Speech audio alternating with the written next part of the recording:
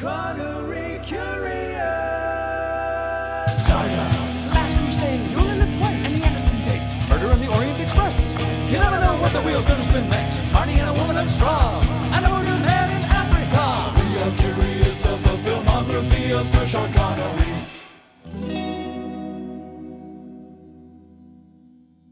Mario Lima. Dylan Titus. Why is my computer like slowing down? What's going on here? Uh-oh. Okay. Well, I think we'll be good. We'll be good. Okay, let's try that again. Let's try it again. Let's try it again. Are we ready to take a blood oath? I think we are. Do you know what a blood oath is? Well, I could do it in Connery accent. I don't know if I do it particularly great. I've cut my hand open the way they do in movies. So if we smear it against each other, like if you cut your hand open and we smear our blood against each other, I'm sure that will have no negative repercussions whatsoever. Yeah.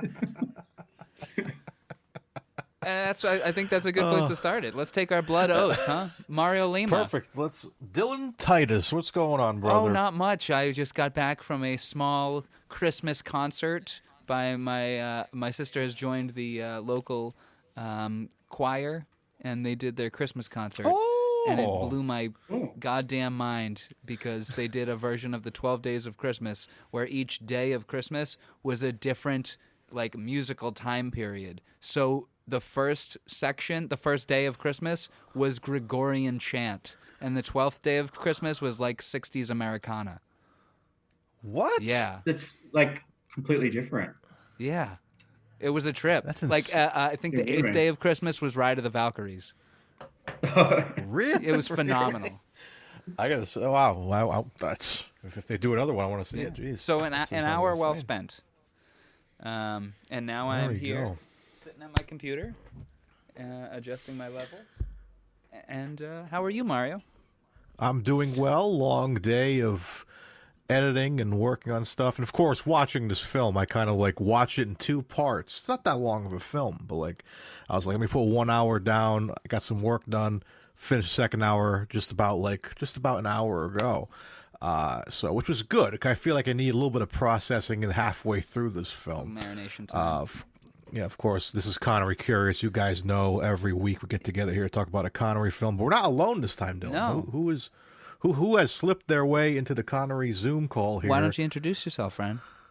So my name's Ryan Hall. I run Iconic Film Style on Instagram. I've been doing it for, I reckon, overall about 6.5 years. Wow. I started off pretty, okay. So I started off pretty slow, and then I just needed a hobby. Always like movies, like James Bond films, especially were like since I was a kid. I remember my grandparents buying me some VHSs, and it would have been the Connery. I think it's Dr. No and From Rush with Love. I got it when I was about 10. But I had seen James Bond films before that. But some of them, I reckon Diamonds Are Forever. May have seen like Living Daylights, Timothy Dalton, because at that point, because I'm born in 1986, so like we didn't have Pierce Brosnan until 95. There's that gap, 89 to 95, where there was just like nothing. So you just watch the ones on VHS. So it's always, it's always been around. Well, what's your history with Sean Connery specificacally? Well, my father's Scottish, so he was always important. My dad's born near Edinburgh. Oh, Scotsman. Still hasn't become an Australian citizen. He's been here since the 60s. And my grandmother, who we called Oma, which I believe is German, that's what you want to be called, but she's Scottish.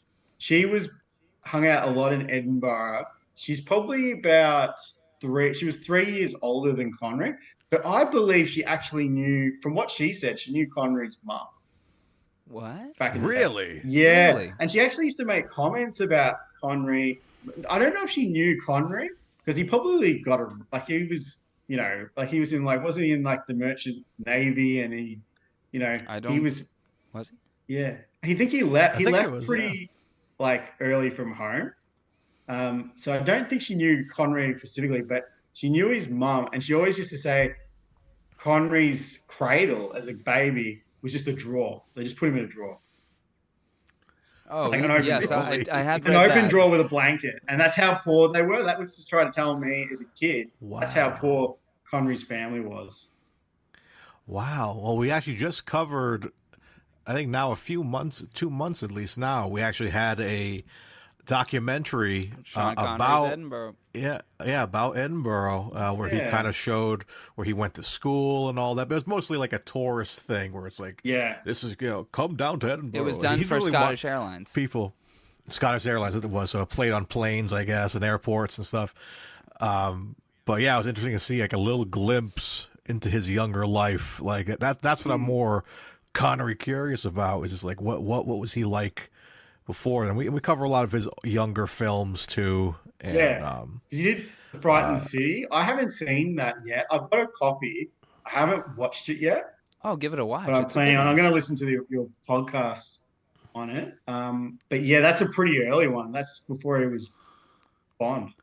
Yeah. yeah, because Right we just before. covered I feel like we just kind of covered his history before Bond, because before that we did Darby O'Gill and the Little People, Yeah. and that was apparently the film that people say was what got him the job as Bond. I reckon it. I reckon it was. I saw that kid. I reckon that film as a kid on TV, like like a 12 o'clock, 1 o'clock movie on like a Saturday, and it was. I always found it really strange. I already knew that Sean Connery was James Bond, and he's singing in it. I always thought that was Yeah. bizarre. As a kid, I was like, "Oh my god, We've had Connery a is number singing." of Connery singing at this point. What else I have we don't seen? think he has a We've had bad voice. both. No, it's pretty good. We get him singing in the shower in The Rock, and then humming in the shower Yeah. in The Frightened City. If only he was singing in the shower in Ransom. That would have been All that would right. have been perfect. Yeah, that's another one I haven't seen. He's got such an interesting filmography. Oh, he's singing in the bath in Family Business. I'm sorry, didn't mean to. Yeah, interrupt he you. is. Yeah. There we go. I I, love knew there was Family another Business. bathroom-related singing. Family Business is that's an interesting film. That's like a lot of these films, like because I think being born in the middle '80s and VHS was such a big thing in the like the early mid late '90s until DVD took over. Saw some really random films as a kid, and my parents were pretty open to like like if you wanted to watch, I don't know, like I remember my dad took me to the cinema to see Last of the Mohicans when it came out, and I'm like 6 or 7 years old. That's And he's an like, no, this is interesting my favorite book. He's like, my favorite book. And Daniel Day-Lewis is in it, who I had no idea who Daniel Day-Lewis was. But this is a really cool book. They took me to see that. And I remember him having to like shield my eyes when it's like some of the violent scenes. But yeah, it's an interesting time looking back now. And I've got young kids too. And what I don't want to show them on like movies, but in the 90s, parents were like, oh, whatever. He's watching, The Rock, which is pretty violent, I guess. This is a pretty violent film, yes. Yeah, It's a delightful violence, I will say. It's a some delightful violence. Pretty fun violence in that movie. Some of it goes overboard for sure, but some of it is a blast. Yeah, and I guess Connery was always around because my dad's he was born near Edinburgh, but he came over when he was like 11 or 12. But my grandparents were from Edinburgh, very thick Scottish accent, which I could always understand quite well because my dad's Scottish, even though I can't really hear it. Even we hang out a lot and I still can't really hear his accent. But weirdly, people say I sound like him on the phone and they go, oh, is that Peter? I think, no, it's Ryan. And I don't think I have a Scottish accent, but maybe some of my pronunciation is more UK than maybe Australian. I don't know. But Connery was just always You did around. just say Australian, so. Yeah, Australian. I can do Connery kind of. Let's hear it. But okay, pal, why the Mohaska? Well, no. There wasn't one. There was one S in that sentence. You need to think. Yeah, well, that. Give us a sentence all right, littered with S's. All right, because we're doing Untouchables, I'll do the one of the famous ones. He goes, you want to get Capone? Here's how you get him. He pulls a knife, you pull a gun. He sends one of yours to the hospital, you send one of his to the morgue. That's the Chicago way. And that's the way you get Capone. Is that all right? There it is. I'm There going it is. into it's a danger guy. I'm almost saying German by the end. It's interesting. Yeah, it is me, like, Sean Connery. Yeah. Like a deeper voice German accent. No, Oh, higher voice. higher? He is very excited to be Sean Connery. Like you end up like you Christoph Waltz from Inglourious Bastards or something. It's weird. With his oh, But I delicious love milk. Christoph Waltz. yeah. But yeah, so Connery's always around, and he was so super famous when I was a kid. I don't know if there's anybody who didn't know who Sean Connery was. Like for kids my age growing up through the like late 80s, 90s, he was so super famous.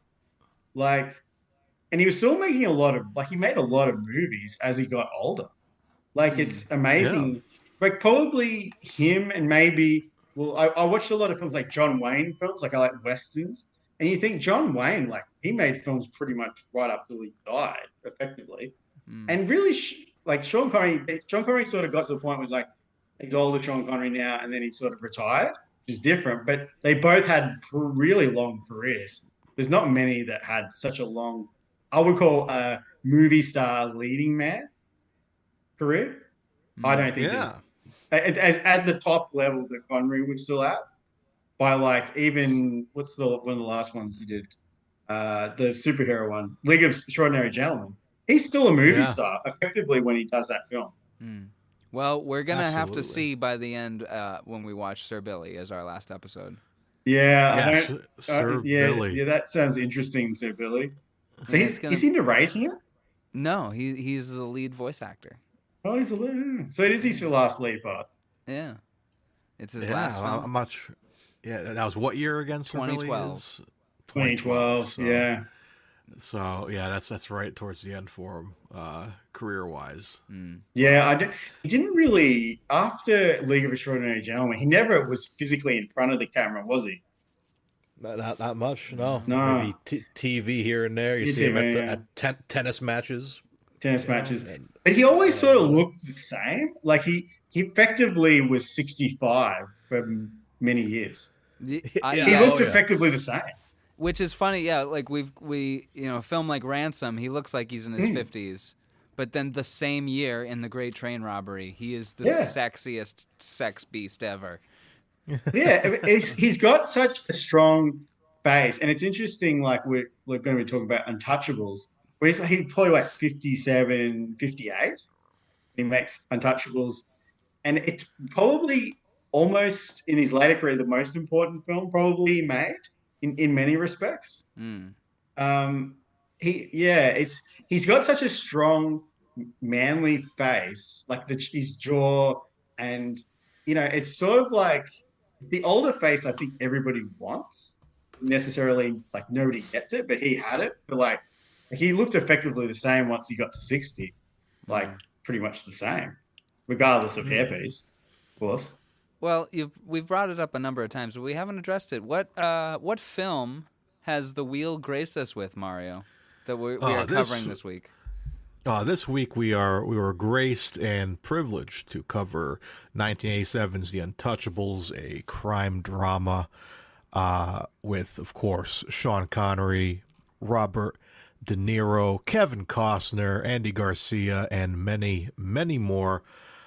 This was tremendous to watch. I'm excited to get into it for sure. Directed by Brian De Palma. It's a banger. It's really Yeah. it's a banger of a film. I reckon I saw it pretty young. Like, I reckon it was on TV in Australia. It was on TV a lot when I was a kid, and I reckon I was probably even 8 or 9. And my dad's like, "Nah, The Untouchables are on. We've got to watch The Untouchables." It's just such a good movie. I guess it's an action crime film, and it's like directed by Brian De Palma. So you talk all day about Brian De Palma as well. I mean, but it's such an important film for him. And then Kevin Costner, like, it really made Kevin Costner a movie star more than anything, in my opinion. Oh yeah, he's tremendous in this. But yeah, so let's get into the wiki plot here, Dylan. We'll start Do the discussing trailer voice. Just do trailer voice, and then we'll go into the discussion of this film because I have a decent amount of notes here. Decent amount. As do I. Let's get to it. During Prohibition, Treasury agent Elliot Ness sets out to stop ruthless Chicago gangster Al Capone and assembles a small, incorruptible team to help him. Yeah, pretty much the really the whole film. Really, Okay, in a hold way. on. Hold on. Go I on. gotta add this because I wanted to do this, but I had to find the release date first. So let me add this, and I'll edit it seamlessly. This summer, Kevin Costner, Charles Martin Smith, Andy Garcia, Robert De Niro, and Sean Connery in Brian De Palma's The Untouchables. Coming to a VHS tape near your store. And then cue the starting theme with was it an Nino metaphor,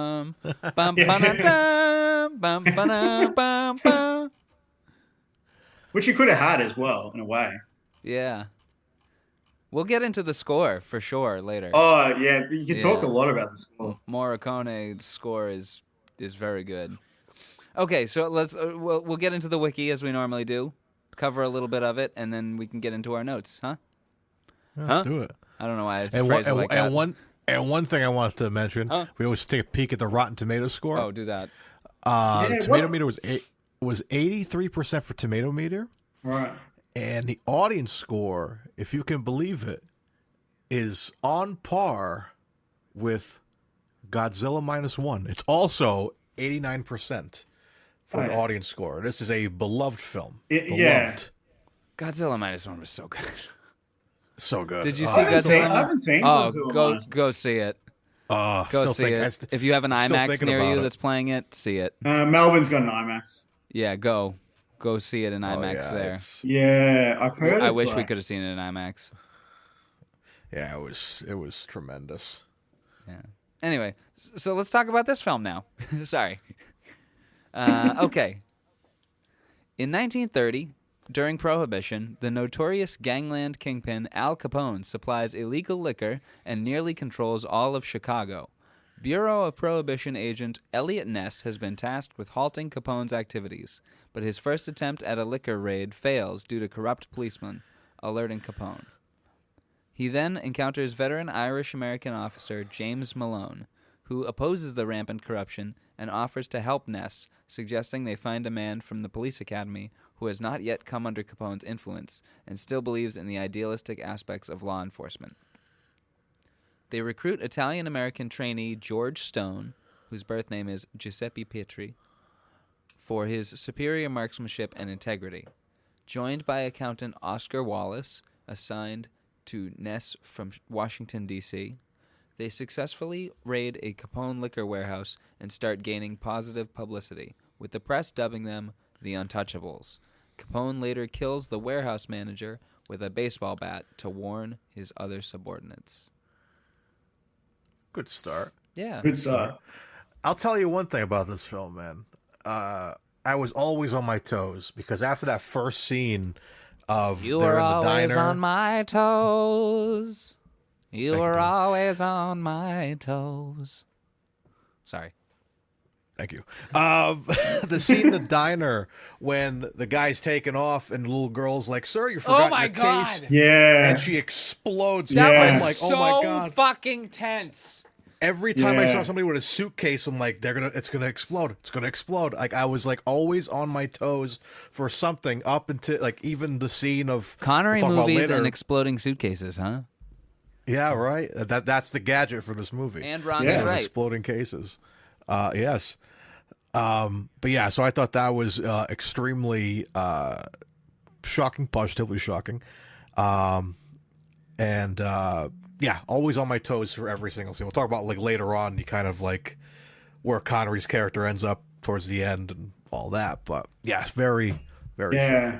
It's the open like the whole film, it's got like these tense, suspenseful scenes, which is Brian De Palma like was famous for that. But it's all through the film. Like some of the older films have like one or two scenes like that, but it seems to be there's a lot of tense. It's like you're waiting. What's gonna happen? Don't know what's gonna happen. Well, my God. my first note is that De Palma's directing and his world that he creates, it feels so surreal. Mm. You know what I mean? It's like a dream. The whole movie feels It like a is. dream. Like a fever dream. But not like a trippy fever dream, just a dream. You know what I mean? Like it doesn't feel Yeah, I can too. Yeah. real. It feels, I mean, obviously most of this film is not historically accurate at all. No. But it just, like Patricia Clarkson's acting. She's very good in this film, but she's very dreamlike. You know what I mean? Yeah. And when Costner's around her, it becomes dreamlike. And then that long tracking shot at the beginning of the film through the city square that enters the diner, that it feels surreal. It feels like a dream, you know? Yeah. There's definitely a surreal quality. It's like a bit like almost like a fantasy film in a way because it's, as you said, it's not historically accurate at all. Yes, there was the Untouchables unit. They did a lot of great work apparently in trying to get rid of Capone or at least stop him from, doing all these activities. But it wasn't like it was in the film. But that's the best thing about it. It's just like taking something essentially that's historical and just making it like sort of in a way like a more serious Ocean's 11. It's probably the best comparison because that was an Yeah. older subject turned Uh, into.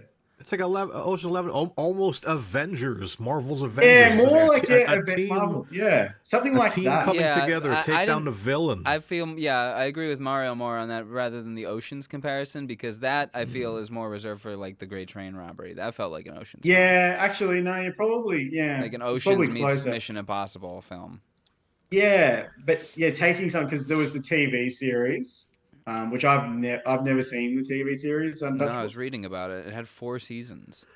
Yeah, Robert Wow. Stack, who I've seen in some old movies, and I think he was in one of the aeroplane. He was in the aeroplane, I think, one of those comedy films. Ah. I think he was in one of those, like a small part. What was his name? And Robert Stack. So he was a very like serious, square-jawed actor. He was in a few films in the 50s and 60s, and then he sort of went into Untouchables and essentially probably was more TV actor. Oh, he's Captain Um, Rex in Airplane. That's right. He's Captain Rex. Yeah, he's in Airplane, which is like um, doing like sort of like Leslie Nielsen's doing like really deadpan humor. Yeah. But I never seen the TV show. Apparently, it was quite good. Had Walter Winchell actually doing the narration, who was doing radio stuff in Al Capone's era. But it was based on like LNS's biography. But yeah, the film is just more, yeah, like Avengers, really. Like more like in a way like a superhero movie, in a way. Yeah. It's a team movie for sure. I'm Team sorry, movie, that's I was right. just reading Robert Stack's IMDb, and identifying him in Airplane. Hold on, I'll share my screen so we can all see who he was in Airplane. Doop a doop a doop. There he is. That's him. The guy Yeah, that looks with, like Oh, Ben Lloyd yeah, Bridges. yeah, yeah. Yeah.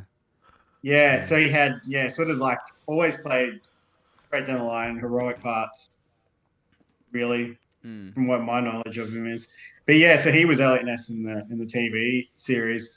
But yeah, it's an interesting, like I guess you could, surrealness to it film, which a lot of Brian De Palma like films are, like Scarface. And to go Scarface back to sort Mission of- Impossible as well. That's And a very Mission Impossible, surreal. That's like the most surreal one of the series, and the second one's Yeah. fucking directed by John Woo. Yeah, exactly. But yeah, even like his Mission Impossible is surreal. So and feels a bit like a dream. It's like is Tom Cruise just having a really bad nightmare? I guess you could see it like that. That's a good movie. I need to rewatch that first. It is a good movie. Oh, yeah. Um, Just came on Netflix, actually. yeah, I'll get the it's, Blu-ray set. We've got a lot of the Mission Impossible films now on a lot of the Australian streaming stuff because I guess the last film has just come out. It was good. But yeah, so yeah, I agree. It's like a dream, like a bit of a fever dream, but controlled. Yeah. It never gets out of control except for the stairway sequence. That's when the dream starts to break. You know? Yeah. Also, Mario, did you watch the video I sent you? Oh, no, I didn't get a chance to watch it. Ryan, have you seen the Naked Gun 33 and a third? Yes. Yeah. Naked Okay. Gun 3, I believe. Yes. So Parodies the.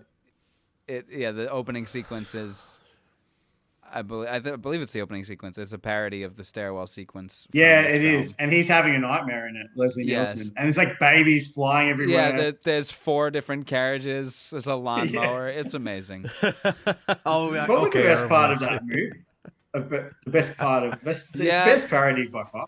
Yeah, I think that might be the best part of that movie. Besides the Shawshank parody where he's bringing the dirt out in his pants, and it's so much that they're like, it just becomes a giant mountain of dirt, and they're like playing baseball and sliding into the mountain.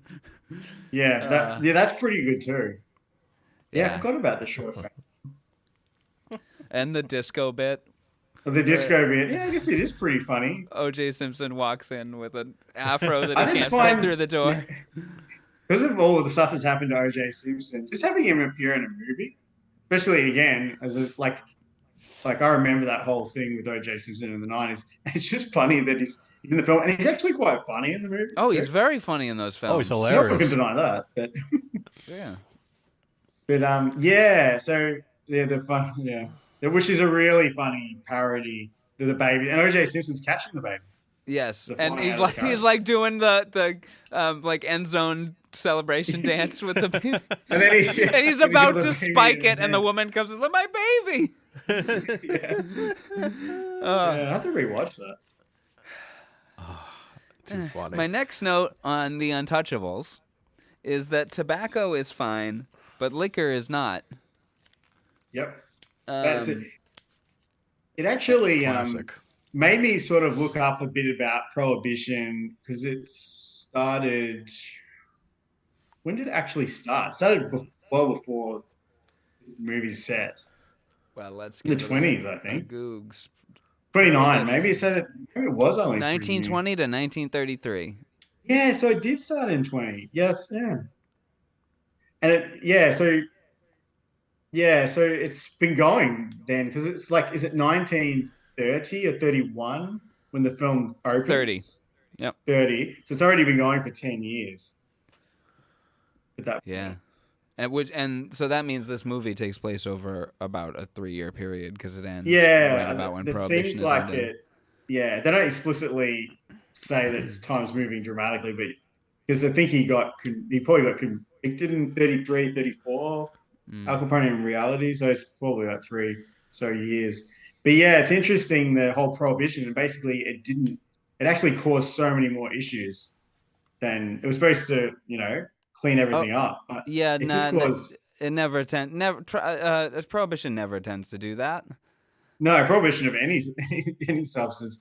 But it's like there's more alcoholics during prohibition than any other time in American history. So it was like the huge crime, and suddenly the mafia were able to get more control just in general. So it's this cool, interesting era, and I think that's why the film doesn't really date. It's why you can chuck it on, and because it's set in 1930 with period clothes, and it doesn't really date. That's what I think every time I've seen it.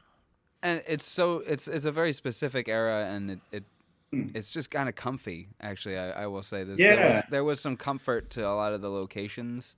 The costumes, the vehicles. Giorgio Armani, did we see that in the credits? Armani did the wardrobe. I believe he did all the wardrobe for every character except Connery. I think Connery got some Armani clothes, and he was like, "No, my character's a beat cop. He says he's poor. He's not going to be wearing like custom-made suits." I like the outfit he's wearing in his apartment, where he's just buttoned up right to the very top. Yeah, like he's just At come home. from work. Yeah. I Just can't in that imagine. little- I can't imagine going top button at home. Yeah, I think that was that. I think that was an '80s trend. Yeah, maybe See, that's why that is in the Yeah, you film. see it like Tom Cruise in Rain Man. He doesn't wear ties, and he's got the top button, just done up. Now, And he's like wearing suits, jackets. He's like this all the time. But yeah, it's apparently Connery was like, no, like this is basically, I look too good for my character. Like, it's true. He actually looks, the clothes that he wears, like he wears like more like a corduroy jacket and the vests, and then He looks like a grandpa, basically. yeah, and with the flat I'm looking cap. at the. I like the flat cap. Oh, I love the flat. He wears that quite a bit too. I feel like Yeah. I almost felt like he just wore his own wardrobe he on this probably did. Some of it may have been because some of the pants he was wearing, like these grey flannel pants, he probably had them. Well, I in was his reading. closet. Yeah. I was reading through the IMDb trivia, which can be done by anybody, but there's one Yeah. along the lines of he just showed up from a game of golf and didn't Yep. even bother changing, and he's like, "I'm just going to film this." Yeah, but like apparently top half he was Malone, and bottom half he had his golf pants, or probably check golf pants, golf shoes, and he'd either come directly from golf, or he would get the scenes done quick enough so he could shoot off. I found it here. Sir Yeah, Sean Connery it's turned up to true. shoot in his golf clothes. They did a close-up, and Sean was dismissed for the day. Andy Garcia and Charles Martin Smith grabbed him after the scene and said, "That was very clever of you. You just got back from golf, turn up for 5 minutes, and do your scene, and that's it." Connery turned to them and said, "This was not my first barbecue." Nice. Don't you mean rodeo? Nice. No, I'm very hungry. He's Where's the introduced closest in his barbecue? full. Yeah, he's introduced in his full like police uniform. Yeah, and he looks good. Oh, I Does love him look in good. I love him in the cop uniform. It's dope. Just after, well, of course, the scene just after it is like, Ellie Ness, he thinks he's going to get this big bust and he's going to make a big debut. He's only just come to Chicago, and it just absolutely gets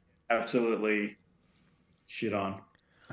Which is great to have him. Have us talk about that scene of him as a cop, because that is our first Connery appearance in this film. What do you I got? have marked down at 17 minutes 11 seconds. Oh, I've got it Yeah, at so it's- 17 minutes because Ooh. when I realized You that ca- was you him count- on the beat, you on count the far shot? Yeah, when I realized that was him on the bridge, I'm like, okay, I'm gonna Yeah. count it. I counted him passing and like turning around and saying, "What are you doing now?" Whatever. And I've So got his- that's what I counted. I've got his first line here. Yeah, he comes like because they had the poor little girl, which is hard to watch. Like I've got that's brutal. a half-year-old daughter, and she gets blown, and like seeing a little girl get blown up, pretty rough. And then he's Here we go. Elliot Here's Ness his has first come to line. town. Now, Yeah. what do you think you're doing? Costner just like he's got the Giving him note from shit his for wife. littering. Sorry. Yeah, because Costner got the note from his wife, and which he read before he goes in to do the bust in the big like shovel. What kind of truck? That big truck? Like That burst thing through the was door? it was the I love dragon that from truck. Doctor No. Yeah, it was Yeah. like with the. I was like, "What are they gonna do with that thing?" And they I think it's a bust the door snowplow open. type truck.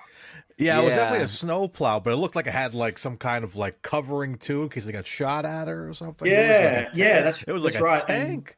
Yeah, It was and cool. and he invites the photographer in from the paper, and it's like, yeah, we're gonna crack this box open. I and loved there'll that be booze moment. in there. It's umbrellas. It's trying like That those was little pretty tiny funny. For My a ne- split second, I thought it was a giant cucumber because the way it looks. Oh, yeah. It's like Which even would be what the hell is pretty that more- thing? Well, Just at embarrassing. first he starts pulling out like the handle of the umbrella, which I thought was Yeah. the top of a bottle. Me too. Yeah. Like he would pull out a Yeah. green bottle of wine or something. Yeah, I think they specifically picked it because it looks like a champagne bottle. Maybe Yes, maybe yeah. it's like smuggled French champagne. Yeah. Like, 'cause- yeah, French and Canadian champagne. then French book could have been. Yeah. I think I was think- fully expecting maple syrup or something. Yeah, I, maple was syrup. like, I was like, what are they going to pull Yeah, out? why here? was it A like cucumber Asian would have umbrellas? just as would be probably even more embarrassing because he's just standing there as like giant cucumbers, like, And it'd be rotted because that's It'd an be rotted, it's impractical way to ship cucumbers. And Costner's so like Costner is an actor. I think he never used to get credit as an actor back when he was younger. He sort of got more credit as he's gotten older, but he's just standing there and he's like this look on his of disbelief. It's Yeah. like this is the last thing I expected He's to be so pulling out of deadpan this in this box. film. Yeah, he is. I think his performance, we could talk about him separately, but Yeah. it is great. Oh, He has I a like it. journey. Yeah. Yeah, I like it because I've always been a fan of Kevin Costner because like when was growing up, of that like group of actors, you had your Kevin Costner, your Mel Gibsons, I guess Richard Gere to a certain degree, but more Costner and Gibson were probably the two biggest of their age group. Maybe John Travolta, he had that big like he was pretty big, but Costner and Mel Gibson when I was a kid were the two biggest. They're roughly the same age. They're both around my dad's age. My dad's born in 54, 1954. You've got Costner's 55. You've got Gibson's 56. Travolta's 1954. Denzel Washington, 1954. They're all pretty much roughly the same age. Hmm. And then, yeah, so, but he's got a journey. I like the journey of Elliot Ness. He has the big journey as a character. Mm. I could have, when you brought up Mel Gibson, I could Yeah. see Mel Gibson in the role of Elliot Ness, strangely. Well, I think he was offered it, and I don't think he could do it because of Lethal Weapon 1. Hmm. He'd already signed on to that, and the schedules wouldn't match up. I think he was tossed around. And then who else? Don Johnson from Miami Vice. Oh, yeah. You know what? Yes, Don Wow. Johnson would have worked. I was reading that as well, that he had auditioned for it, but didn't get Yeah. it. And then when Costner Yeah. got it, they were friends, and he's like, you should go and get this role, and didn't tell him Yeah. until after the movie came out that he's like, oh, Yeah. I got turned down for it, or I turned it down, or something to that extent. Mickey Rourke was offered it. I think Mickey Rourke was offered everything at that point. I could but see Don Johnson in that, but not Mickey Rourke. No, I couldn't see Mickey Rourke is too tough guy. He would have let ego go into it, where I think Yeah. Don Johnson could have played it cool. I still think Costa's the best fit because there's this earnestness and like the straight lacedness that the character inherently needs. He needs to be like a really honorable, by the book person especially when the film starts. And then there's this journey to almost the other side in a way. I think I like how they did that. He but doesn't yeah, have Connery a- comes. I'm sorry. Yeah, Go ahead. I was going to say, and then Connery comes in, being the full police. He's having the worst day of his police, like is he a treasury officer? His policing career. It's all policeman, and he's just like pretty depressed. He's flat, and he's had this embarrassing thing, which he's now on the cover of the Chicago Times or whatever, holding the umbrella, looking like a total asshole, basically, and just with this dazed look on his face, and then suddenly, he's now crossed paths with Connery's character, and I don't think at that point, that's that first interaction. He doesn't know how important this guy is going to be now in his sort of life. He's like, I stop like that giving me whole shit for meeting. littering. Yeah, he thought, oh, I'm gonna get written up. Now, you said Costner. His character does have an arc in this film. Yeah. Now, if I'm not mistaken, he is the only one of our heroes that doesn't really have a drink through the whole movie, and then by the end he says, "I think I'll have a drink," which the real Elliot Ness died drunkard apparently, and was involved in apparently an he became an alcohol-related auto accident, and he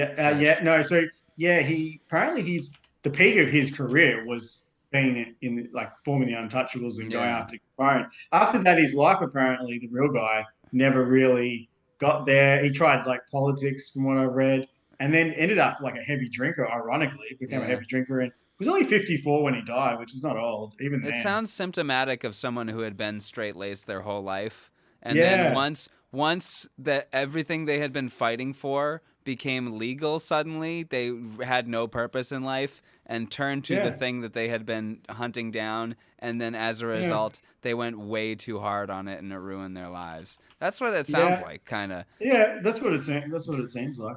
Maybe I'm projecting onto Elliot Ness. But I'm not an alcoholic. I don't drink. You don't drink? Yeah, I like a drink, but there's I've always like pretty controlled. Like I don't want to ever overdo it. I don't want to get to I'm one of those people. I don't want to get to the stage where I can't have something, whatever that is. I don't want to overdo it. Now, out of You know? curiosity, what is we were talking about how prohibition is never helpful and always creates more addicts. You know, I've got my cannabis vape here in my hand. Yeah. And in the United States, we're seeing a decrease Yeah. in hard drug use in states that have legal medicinal and recreational marijuana, I've read that. cannabis, and I've been in the cannabis industry for years.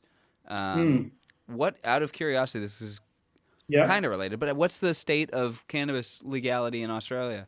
Yeah, so we're probably the more progressive state with like cannabis and really the state itself, like we've got a pretty progressive like a labor, like we call it like the labor, we call it labor here, which is sort of like because you're in the US, we're sort of like the Democrats. Yeah. So they're really pushing hard to legalize it and just decriminalize it, really pushing, and a lot of other states are. So we're not that far behind. Hmm. It's So becoming a lot more liberal. it's currently not legal where you are? Yeah, you can get it medicinally. I believe you can get it in vapes and but it has to be on prescription. Yeah. Yeah, or you can get the cannabis oil. But Yeah. yeah, technically, if you get caught with it, I think you can still. I don't think you get a hard prison sentence, but you would get arrested. I believe it's still drug possession. Yeah. What So a in that shame. regard, yeah, Oh. it's still. Well, It's, so you just do the once it vape. gets legalized there, then I'll be moving You down to just do the Australia. vape. Oh, I do everything in the cannabis industry. Right now, Alright, I'm just, I do was you do smoking the a vape? joint earlier. Yeah. And now I'm hitting the vape, and this Is is it a regular medicinal in cannabis? Connery curious. Well, it's the state we live in is recreational as well. I've been in Recreational. I when I started in the industry, it was just becoming legal for medicinal purposes, Medicinal purposes. and now it's full medicinal and recreational. Oh, that's cool. And prices Yeah. are starting to even out. The industry's kind of Yeah. starting to find its normal, you know. And Mara, do you medicinally? Oh yes. Yeah. Yeah. It's the same level. It's like it's always been. We you know, medicated before around, we saw Godzilla. Oh yeah. Very. Very. You could see it in our review. I think that's why it got so many hits. That's because why of I'm us eating the record laughing. button. Yeah. But it's been a lot better for you than obviously like if you drink too much, obviously you get a lot of health problems, obviously. Oh yeah, I used to drink. We're going down a rabbit hole here, but I used to drink a ton, and I kind of get to a point in your life when you get older. You know, I'm 32 now, and I'm like, why am I doing this? Why am I drinking? Yeah. I don't feel good after this. You But look when I at the have, alcohol and you say, "This is untouchable. Yeah, Untouchable, well, and, I prohibit this." yeah, I drink as I said, I had a couple of scotches when I was watching Untouchables. Number one because I'm watching a Connery movie, so Scotch and apparently Connery was a pretty big Scotch aficionado himself. But I never want to overdo. I don't want to overdo it. I don't want to get to the point where, as Billy Connolly, you know who Billy Connolly is, the Scottish comedian. Yeah. He doesn't. He always said, he was a really heavy drinker and quit and never drank again. You And mean still from the doesn't drink. Boondock Saints, the greatest movie Yeah, Boondock ever? Saints. So he's like a Ever? huge comedian. I'm kidding. Like, yeah. Boondock Saints, which is good in actually. That's fine. He's huge in Australia as well. And he always said, I never wanted to be like, the doctor says I can't drink, He never would. A lot of people, and Michael Caine, I've read, they don't want to get to that point where, you cannot have it. If you have another drop, you're going to drop dead. Yeah, I don't want to. I want to enjoy it, but without, You just said Michael being- Caine was at that level? Yeah, Michael Caine apparently in the late Whoa, you're 60s. saying of Michael Caine sounded exactly like Michael Caine. Say Michael Caine. Michael Caine. Oh my God, that's pretty good. Yeah, and Sorry. the best thing is to understate Michael Caine's accent. I think because a lot of people go too far when they do a Michael Caine impersonation, and they go, "What's the what do you call the Italian god? Got to blow the bloody doors off." Could go in the supposed to blow the bloody bloody doors doors off. off. But really, he's got a I mean, in that film, he's more Cockney, but he's actually got a lot softer accent than what people, Oh, and a yeah. softer voice. He's got quite a soft voice. Especially when he got older. Yeah, you see him in the Batman movies. Yeah, Batman Especially- movies. yeah. Especially when I make All love that. to him. He's got a very soft voice. Yeah. He was a good-looking Dylan, man. back I'm in the Michael day. There's no Caine. doubt about that. I'm Michael Caine, and I'm coming. Yeah. Oh my God. He had Anyways, nice, it's the fine. nice golden sort of wavy hair. Oh, he's Alfie, obviously. But Yeah. but yeah. So Reminds me of another delightful person with beautiful golden wavy hair. What? No. Anyway. Oh, yourself? Yes. You've got a good head of hair. I think Connery would thank have you. wanted some of that hair. Oh, thank you. Well, he kind of had one. I had a head of hair like this in The Rock. Oh, I The got a Rock, yeah, haircut yeah, the yeah, other it's day, so I wanted, like, I mean, I always have short hair, but I wanted it short back and sides, like, Kevin Costner. To me, Kevin Costner's hair, to me, it always looked strange when he had long hair. It's like he looks better with short hair. To me, Yes, I Costner agree with is that. short hair. I agree I with that. agree, yeah. His long Yeah. hair looks are weird. But then again, some people don't like him with I don't know if it's in The Bodyguard. He has like the Steve McQueen cropped, the Caesar cut. And a lot of people at the time were like expecting him to have like Dancing with Wolves hair or like Prince of Thieves, which is He can't be a bodyguard with long hair. Well, It's no, gonna get in your way. Well, Steve McQueen was supposed to be in the original Bodyguard, so he was actually inspired by that look and the Caesar cut thing. Huh. But oh yeah, we better get back to Yeah, let's get back Untouchables. to Untouchables. But you're I've talking got- about Elliot Ness doesn't take a drink the whole way through. Yeah, and then by the end, he's like, "I'll consider having a drink." And anyway, so we got to Connery's first line. Now I'm going to whittle away my notes here right up until that. So you talked about the photographer. That photographer is deaf and dumb, like dumb as in stupid, but deaf as in how could they jump like down into an alleyway and sneak up on that guy, clip clopping the whole way. And doesn't hear them. What is he just fiddling with his camera the whole time? Anyway, then it starts to feel like Tim Burton's 1989 Batman. Ooh, I have a Batman note later. Okay. Yeah, there is similarities. The style. The style is very much drawn from that 1930s gangster aesthetic. Then Connery is on the bridge and he's looking at the paper. How did that paper get printed so fast? Didn't that raid just happen that night? Yeah, that Daily doesn't. Bugle. Yeah, continuity. Yeah, actually, it's funny you say that. I thought, geez, he got the paper out real quick with his photo on the front. Yeah. And then my final note in that section is when he tosses it off the bridge, he kind of gives a little fourth wall break. Did you guys notice that? Yeah. Like he looks right at into the camera? Yeah. When he's looking down, pointing the gun? No, after he throws the newspaper off What do you the mean it's bridge. Connery? Oh, for that scene. Yeah. Okay. Yeah. Oh, no, I didn't catch that. No. No, but do you reckon he's accidentally done it and they've just kept it in the film? Probably. It's funny that. I'll have to rewatch it to see him actually do that. You keep talking. I'm going to see if I can find Yeah, and it. then Connery's guys like, continue. no, what? Yeah, like he Who are berates you him looking for- at? Yeah, he goes, Deadpool? It's probably, if it was me, like, look, so Costner's at the pretty early stages of his, major film career. He's probably shocked he was working with Sean Connery. Yeah. I would have been like, you just would be looking at the guy and going, oh my God, I'm just about to see scenes, and pretty much the entire film with, I bring that up a lot in my head, at least. I'm like, I think of these younger actors like Charles Martin Smith, who I thought was phenomenal in this movie. Who looks He's like good. the boss from the Incredibles. yes. With the glasses, yes. Yes. But it's just funny because I'm looking at him, and I'm like, I recognize him from somewhere else. And then it's a character we talk about too often on this podcast. Somehow made it into this episode. This is what, 87, 85? Yeah, 87. it was released in 87. 87, probably filmed in 87. 86, I would assume. In 1980, about 7 years or so before this, he starred in Herbie Goes Bananas.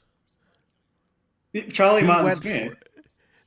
he's like one of the he's not like a huge character, but he's in it a Yeah. lot. Like they get the car, blah blah. But it's funny to think that he was in a Herbie movie that wasn't like the best Herbie movie in my opinion. Yeah. But he went from that to working with Costner and Connery and De Niro. Yeah. And it's like how does that feel to a younger actor? You know? He would, is this and he wouldn't Charles have been Martin that Smith? old. Charles Martin Yeah. Smith. He wouldn't Okay. have been that old. I found it. I found the scene in question. Oh yeah, there's the paper. Oh, and that poor butterfly. Watch as he throws it off. Ready? Yeah. So young. Hey, Kevin you. He does kind of look at the camera. Okay. Yeah, so He he's does. yeah, and he's noticed he's done it. I Hey, you. think. Maybe he's no, because he's not looking in Connery's direction. So yeah, so I reckon he's accidentally done it, Costner, and he's then just tried to recover with subtle. He's like got the face and he's like, oh, try to not so they don't know that he's actually done it. Yeah. I would say Or maybe De Palma just liked that take. Yeah. maybe, but Yeah, I thought. I think it's a lot of people. This is about as young as they've seen Kevin Costner, probably. Mm. I mean, but it's funny. I grew up with Silverado, which he made a couple of years before that. He's so young, and he's the young guy in the movie. I don't know if you've ever seen Silverado. It's just I guess like an 80s Western. You got Kevin Kline in a Western. I always used to think that was funny. Kevin Kline's in a Western, but he's good. Wasn't he in Wild Wild West? Yeah, well, he was. That was, years up. And then, but see, I always knew Kevin Kline, like from the 90s, like Dave. You know that movie Dave where he becomes president? Takes the place of the president. You ever seen it? If you haven't seen it, it's an Ivan Reitman movie and it's really good, really funny. And he's just like so charismatic and charming in it. And he's a guy who looks like the president, takes his place for like one, gig to help out the president. And then the president has a stroke, so he becomes president. Oh my! He takes the place. But that's yeah. So Costner was in Silverado, playing the young gun in Silverado. Okay. Yeah, I've only seen a handful of Costner films. I should maybe watch some more Costner films. I've been on a Costner bit of Curious. Yeah, we could do a whole separate podcast about how he basically played there's like 3 or 4 movies in the 90s where he basically gives the same performance, in my opinion. Like he plays the bodyguard in like 4 movies. But And then he did like Dances with Wolves, Wyatt Earp, and yeah. and then what was that one you just mentioned? Silverado. Silverado was 85, so that's an earlier film. But Waterworld, his Waterworld I haven't seen that character- movie, but that stunt show is amazing. I saw the stunt show when I was the in film's LA. I like the film. I grew up with it. I never saw it at the movies. I saw it on VHS. But yeah, like his Wyatt Earp and his Mariner, the character's called the Mariner in Waterworld, is pretty much the same performance. He plays it, very taciturn and very stoic, doesn't say a lot, man of action. And he did that in about 3 or 4 movies. But yeah, so he's funny. He obviously tried to recover from that. Go to the camera. When I where is it? But yeah, we were talking about Costner. I think he'd be in a bit of shock, at least for 5 minutes, that he's working with James Bond. Yeah, I mean that's got to be the feeling there, and then seeing someone I definitely want to talk about Robert De Niro and Robert De Niro. Sorry, real quick. not- Real quick. I got this 3-pack of political comedies with Wrong is Right, and it's got Swing Vote. So there's another Kevin with Costner Costner. film I can watch. There you Yeah, go. I think it's all right. It was sort of like after his peak of being a movie star, but I think it's all right. All right, well, What's let's the talk other about... film in there? It was... sorry. Okay, so it's Swing Vote, Wrong is Right, and Blaze, starring Paul Oh, yeah, Newman. with Paul Newman. Yeah. Is that good? I think it's all right. I think it's the same director as Bull Durham, Kevin Costner. It's the same sort of comedic sort of film. Well, all right. So okay. let's talk about De Niro. You brought up De Niro. Let's talk Yeah. about him. Oh man, He's so a my mental midget, as we all know. Right? Sorry, that's just my bit of topical news. Robert De Niro's fucking How awesome. tall is Robert De Niro? I think is he 5'9" or 5'10"? Like he's Oh not. no, I was just quoting a terrible human being.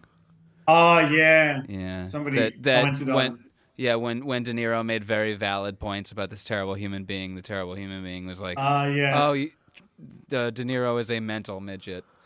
And it's like, Yeah. no. Which is not. Well, he's not that small. Anyway, I'm sorry I brought that up. So It's he just kick your ass. it's Yeah, the well, he is political in De landscape Niro is is too in on the my news. mind right now. Yeah, he is in the news because you guys are in Rhode Island, aren't you? Yes, we are. Yes. You're in the state. Yeah. Be interesting your next election. And that's probably all we need to say. Very. It's always interesting. It's a fucking the- nightmare, Ryan. The last Yeah. two have been very. Our politics is so boring. insane. Like I find Australian politics overall. I mean, we still have some of the vitriol. It's not what I'm saying we don't, and we do have like a conservative party. We call them the Liberal Party, which is ironic because they're not liberal. Oh But, my god. And then we've got the Labor Party, which is like the Democrats, essentially. And yeah, it's quite boring overall, and nobody's really charismatic to any degree, positive or negative. And then in America, it's just I don't know, it's just a movie, isn't it? Really? It's very Americanized, as you can Very imagine. Americanized. I like it. I like you saying movie. it's a movie. That's a good It's pretty much. description. I think we It's have a trouble fucking taking terror- it seriously. It's a terrifying horror movie. Yeah, it's like, but I think Australians probably in other places we can't really see that it's actually like serious. Wait, say that But again. it is. It's deadly serious. But Oh, yeah, it's it's- horribly but serious. I reckon we have trouble just comprehending it, really. But anyway, I have a Yeah, that feeling. was we were like that too. I think for the first 6 months that he who should not be named was elected, I was like, this is not real. This is no way. This is no way. But who's next? Freaking Stone Cold Steve Austin, Hulk Hogan. Like, who else is going to be president? You know what I mean? I've just been channeling. We're never taking it seriously anymore. I'm sorry. Go ahead. well, Sorry. Robert De Niro could run now. I would love that. I would rather have that. He'd I be would like, much rather "Hey, have that. I'm the president Well, now." Listen, like He always smiles. just It would be He the same smiles hand with movements. no teeth. Yeah, he, He smiles does. with no teeth. you know. Yeah. Biden, are you trying to milk me? Are you trying to milk me, Biden? That's good. I like being milked by you, Biden. You're a good president comparatively. But well, ironically, I thought recently that De Niro's portrayal, it's an iconic portrayal of Al Capone, reminded me of one of your former presidents. Yes. Okay, that was what I was gonna bring up. Yeah, When it's I feel like he who should not be named, which we we're should not going to just. name him. I think that's a bad thing because in that Harry Potter universe, Yeah, I know. that's a bad thing to not name Voldemort, right? You know what I mean? Like it gives him Yeah. more power by it. So Drumpf, let's call him Drumpf, There you go. Yeah. because it sounds like a big old pile of poop. Yep. I think he's like channeling De Niro's performance of Possibly. Capone. Like that's what Oh. it felt like. Like, Yeah. oh, this guy has wronged me in some way, some small way that I totally deserve. I want him Yeah. dead. I want his family dead. He lives Yeah. like dirt. You know? Yeah. And he's like, Well, but the whole opening of De Niro introducing Al Capone, where he's on the bar, as Mario said, like a lot of people have seen that on YouTube and TikTok, and he's getting shaven, and he gets the tiniest little cut. But for a second, you think he's going to kill the poor barber. He looks at him like, "I'm going to kill you," And then he Well, quickly you know. forgives him. and then he forgives him. But did he just forgive him because the press are there? Maybe. I think it's because he doesn't want to resort to violence unless he absolutely has to. Yeah, because then later on we see him like Beat a with man that to death. baseball bat. I'm like, Yeah. he's going to use that bat in a second, and then sure enough, boom, there it is. No press there, you know. So it was Yeah. like It's a a cover up. It's a really great performance. he's probably chewing the scenery a bit. Oh, but 100%. Yes, But he's chewing the controlled. scenery. If we'll get into this now on De Niro's Yeah. performance, I actually didn't really like De Niro all that much in this film. Thought he was too over the top. He's hamming it up in this movie. I reckon he's been told to though. For sure. I was reading Yeah. the trivia. Again, IMDb trivia could be put by anybody, but apparently he's like, I need to be wearing Capone's silk underwear, like made by the same people, so you got to get that for me. And it's like, we're not going to show you in your underwear. He's like, well, I need to have it. What did you think, Mario? Did you think? I thought he would. He was obviously hammy, but Yeah, I mean, on the same token, you don't see him much in it, but when you do see him, you're like, you want to hang on every word because of one, it's Al Capone, yeah, and two, they established that he's very unpredictable and anything could happen. So he's very compelling. But aside from Dump, Ooh, that's good. Let's go with that. Dump. That's Dump. good. But I think a more direct comparison, performance-wise, this was very Colin Farrell Dude, in the Batman. Yes, I literally have that in my notes as well. that. I was gonna. Like- That was gonna be my next contribution to this. Was I the would other agree. person who is channeling Al Capone, Yeah. De Niro's Capone, is Yeah. Colin Farrell as the Penguin. I It's reckon completely. Yeah, Colin Farrell would. It's just that. I thought I it reckon was Colin such a Farrell's great watched performance, it. and now I'm like, oh, it's not a great performance. He's That's what I'm literally thinking. just Yeah, I doing De think- Niro as Capone. Yeah, he just. I think he wanted Yeah. to go with a mobster thing, and he think who's the most notorious mobster of all time? Al Capone, the most notorious performance. I haven't seen many Capone characters, but this is the one I hear a lot about. I'm and interested yeah, in Tom Hardy as Capone. Tom Hardy. Yeah, Yes, Tom Hardy. that's the only film that Josh Trank has made since Fantastic Four. Oh, that's right. Yeah, I Yeah, haven't seen was that. He Tom was Hardy good in as that. Al I saw Capone. that. Tom Hardy was really good. He plays like the older Capone. That's where he's his mind's rot with all- syphilis. Yeah, Yeah. Is the film called Capone? Yes. yeah, Capone. Yeah. Yeah, it came out 2020. Yeah, I got to put this on the list. Yeah. It's the It's on only Tubi. film he's done since. Even Colin Farrell, he's got the scars on his face, and he essentially looks like Al Capone. Yeah, The he way does. he's performing it. If you go back to like, I watched the Batman at least 7 times. I want him since it dead. came out. I want his family dead. Yeah, Yeah, It's- when he's getting handled by Batman and Commissioner Gordon, and he's showing the pictures like, oh, don't show me that, don't show me that. Yeah. He's very De Niro, Yeah, De he Niro. is. That is a really And I'm good like- scene. So yeah, I But, love and that. it shows that like as hard of a criminal as he is, he does have a little humanity where he's like, please don't show me fucking brutal crime shit. Yeah. I don't want to kill people brutally. I just want to do my crime. I'm just having a good time. I Yeah. want to make money, dude. Like, geez, Yeah. I'm on my club. Like it looks like he's pretty much like he's about to throw up. Kind of. that's right. And Yeah, then he but calls him out for obviously- being stupid, and he shows that he's intelligent. He's like, "What? Do you got the conjugation wrong? It's not what I forget what the El Rada Alada is like. No, it would Yeah, be La that's Rada, right. stupid. Yeah, And it's just it contributes a not a meaningful. yeah. thing They've yeah. definitely like with the shaved back hairline and the bulky compared body. to Obviously, a picture of De Niro. yeah, De Niro. That's a very similar. Boop, boop, boop, boop, boop. See a picture of Because De Niro put on weight to look more like Capone, but apparently he's never happy with the amount of weight he put on. Well, But he looks bulky. He looks a lot thicker. Yeah, apparently he was using pillows because he didn't have time to bulk up. Yeah, I would say that, and because That- he honestly, wanted that's the a good picture. roundness. He wanted the roundness in his face that Capone had, because with the receded, Yeah. thinning hair, it gave him more of a rounder look. Yeah. And I It think looked- that's what De They Niro look was so going for. alike. This shot from Yeah. Untouchables looks like Batman just showed up in it's the very courthouse. similar. Yeah. Or at the opera or whatever. And even though they've changed Colin Farrell's usual nose, and even that nose looks more like De Niro. Really? Yeah. Essentially. Yeah. So yeah. He's obviously that was a touch point for them. Oz the Penguin. Oz the Penguin. Yeah, that's Oswald Cobblepot. Yeah, Oz, yeah. Oswald. Yeah. He's look at him. Look right there. Look at that. Like that's even the suit. Like just the suit he's wearing with like, Yeah. Oh, it's Very insane. similar. Yeah, as the top third picture there. Right here. That one too, yeah.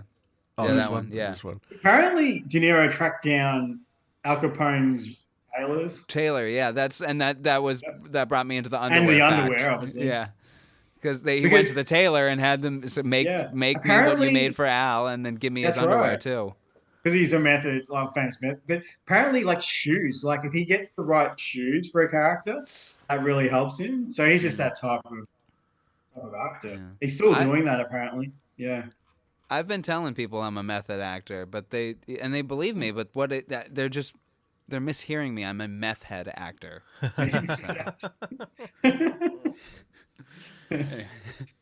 All right, shall we continue with the Wikipedia? Yeah, sure. Let's do it. So Connery's debuted. Yes. Okay. Discovering that Capone has not filed an income tax return for 4 years, Wallace suggests trying to build a tax evasion case against him, as Capone's network keeps him well insulated from his other crimes. A crooked alderman offers Ness a bribe to drop his investigation. What is an alderman? But Ness I think refuses. is he like An somebody from alderman the is mayor's office? a municipal assembly or council in many jurisdictions Yeah, founded upon councilman. English law. A high-ranking member of borough or city council. Yeah. Okay. After Capone's enforcer, Frank Nitti, threatens to kill Ness's wife, Catherine, and their daughter, Ness immediately moves them to a safe house. In a subsequent raid on the Canadian border, Ness and his team intercept an incoming liquor shipment, killing several gangsters and capturing a Capone bookkeeper named George, whom they eventually persuade to testify against his employer.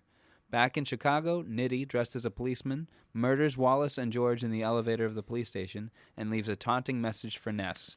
Ness confronts Capone at the Lexington Hotel after the murders, but Malone intervenes, urging Ness to focus on persuading the district attorney not to dismiss the charges against Capone. How many paragraphs we got? We got 3 paragraphs left. I'm going to do one more. Realizing that the police chief, Mike Dorset, sold out Wallace and George, I almost read that as Wallace and Gromit, Malone forces Dorset to reveal where Capone's accountant, Walter Payne, is hiding. That evening, one of Capone's men breaks into Malone's apartment. Malone chases him out with a shotgun, but Nitti ambushes him with a Thompson submachine gun. Shortly afterwards, Ness and Stone arrive to find Malone mortally wounded. Before he dies, Malone shows them which train Payne will take out of town, which they do. They take a plane. Yeah. As the duo await Payne's arrival at Union Station, Ness sees a young mother with 2 suitcases and her child in a carriage, laboriously climbing the lobby steps. Ness ultimately decides to assist her, but the gangsters guarding Payne appear as Ness and the woman reach the top of the stairs, and a bloody shootout occurs. Though outnumbered, Ness and Stone manage to capture Payne alive and kill all his escorts, keeping both the mother and child unharmed. All right, I think that's a good place to keep going with the conversation. You want to talk about, I guess, Connery at this point in his career? Yeah, like so. What this is? How old is Connery when he makes this? 57, something. This is 80s. So He Oh would yeah, about be 57 maybe. 57, yeah. let's look at the Connery timeline. The here. same Like, age as what's- Roger Moore in View to a Kill. Yeah. Oh yeah, and I mean Really? a big fact about this. This is the film that got the man an Oscar. It's the only time he's nom and nominated. win. Yeah. And he is great. I mean, he's so good in the movie. I mean, he really is. I mean, We will get into the ratings later for sure. Oh yeah, I'm not talking about his, his attempt at an Irish accent here or there. What attempt? We've Yeah, established exactly. before in this podcast that he never once does an attempt at anything. Or Accent I related. think he He's- tries a little bit with his pronunciation. he does. I have that as a note. He does Yeah. try to go Irish here. It was little certain bit. pronunciations. I don't hear it at all. Oh, no, especially I hear it in the first scene. If you go to the first scene when you Yeah, first see he him, does. Yeah, a little bit. yeah, I'm like he's hitting the way he says certain things, which is funny because we, like I said, we just covered Darby O'Gill. Yeah, I'm Darby like, O'Gill. where was the attempt in that film? Because he kind of tries a little bit, but he never. They'll be No. like, we need to play like someone who's like he's played a Middle Eastern person twice Yeah. in films And and no never accent. attempted it. He's like, oh yes, hi Lockbar, blah blah. Like he's still in the accent. He's like, What I don't did he give a say? shit. I don't remember. But like really, like he doesn't like. Maybe they should have made him like Irish Scottish because like in Family Business, they say he's Irish Scottish, like McMullen, and like his name and it's probably Irish, but they actually say he's Irish Scottish. They should have just said that in this film, and it would have taken probably care of he didn't, the accent wouldn't have even been brought up in any of the criticism. That's what I reckon. Yeah, That would have just yeah, taken care of it. it's one of those things where it's like almost when you see Connery, like you don't even think about like we think about it because we analyze all of his films and all that. But like when you're seeing a film, you're like, I don't care how he delivers the line. He's delivering it, you know? Yeah. And it's interesting, it's just, like Kevin Costner, he did Prince of Thieves after that, where he has this a little bit of an English accent, and then suddenly he's back in like just sounding like he's just off the set of Field of Dreams. Like it's like so in and out. And It if you just really hit. to analyze, You just hit. It just hit me that we're gonna get another Costner and Connery film. When we you are said going to that. get another. Yeah. Sorry. And a really good cameo, I would call it. A really good cameo, I reckon. It's just a cameo. Yeah, sort of. I mean, he comes in. It's more than Memories of Me, right? Yeah, I would say a little bit more than that. 13 but not. seconds more. Yeah, I think he did it as favor to Costner. Okay. But like Costner, when he tries to do an English, like why did they have Costner do an English accent? I don't care if he's got an English accent or not in Prince of Thieves. Like it's not why I'm dialing in for the movie. Like, so it does like, yeah, it's interesting. They probably there's ways to overcome it, but just not do it at all. Yeah. Can I whittle off a couple more of my notes? Yep. shoot him off. The scene where after they make the blood oath or before they make the blood oath, one or the other, they're walking through the crowded town, and Connery goes, "Who do you trust?" And Costner's about to answer, and Connery goes, "Nobody." Trust nobody. But when, He has some great lines in this movie, man. He has some great lines. It's so quotable. I mean, I think David Mamet did the script, who's really famous for great dialogue. My note on that specific one is when he says, "Who do you trust? Hubba, hubba, hubba, money, money, money. Who do you trust? Me? I'm giving away free money. And where is the Batman? He's at home, washing his tights." Sorry. Sometimes I just got to get the joke out. Connery could have been Batman. That would have been tremendous. He could have been Connery the is the Joker. Oh my god. Yeah. Wait till they get a honestly- load of me. No, if they did Connery as I would have him be what's his name? The one that takes on people's faces. Camille. Hush. I want him to be Hush. Hush. But all of his faces are just different Connerys in different movies. Different. No, my name is different Hush. beards, different mustaches. He writes his name down, and it's H-U-S. And a really great mustache from Connery in Untouchables. It just the perfect size, and he just looks so good with the mustache. A little bit of grey in there. Yeah. There's a lot of the films we've been hitting have different mustache variations, and this is one of the better. It kind of matches with the Cuba, a little thicker than the Cuba one. Yeah, but it's a good size. I love the one we just did, the Wrong is Right mustache. I love that one. Very Ron Burgundy. He has some great mustache. He does the beard well. The beard is very iconic in indie, but I like the mustache. No hairpiece, obviously. He's balding, and he's 57, and he even makes a reference I'm not the young guy anymore.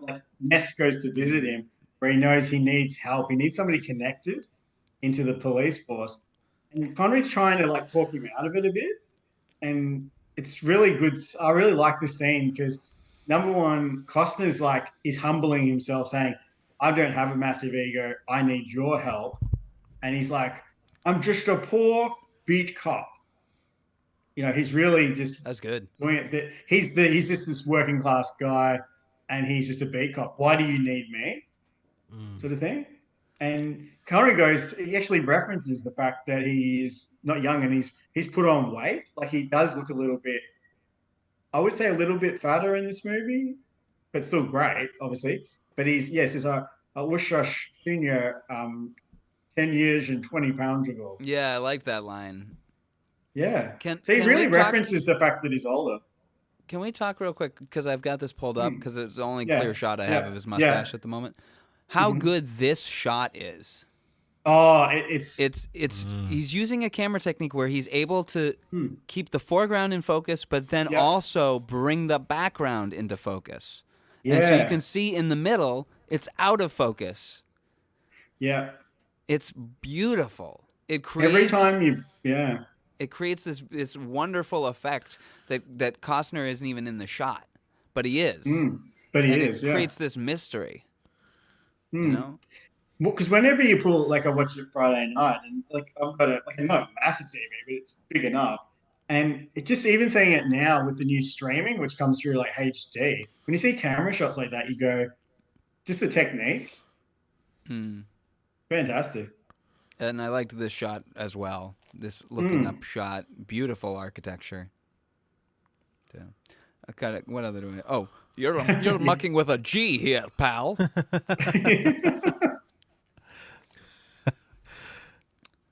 And he's so good in the movie, and like with the lines, obviously they're so famous. But like the in the like when he comes to visit him, and he's trying to talk him out of like bringing him on board in a way, but then he comes to him and is like, "No, I'm going to help him." And really, this is what the second movie is a mentor, Christopher Lambert and Highlander. But this is the first one where he's really saying, "I'm the older guy, and I'm going to help the young guys."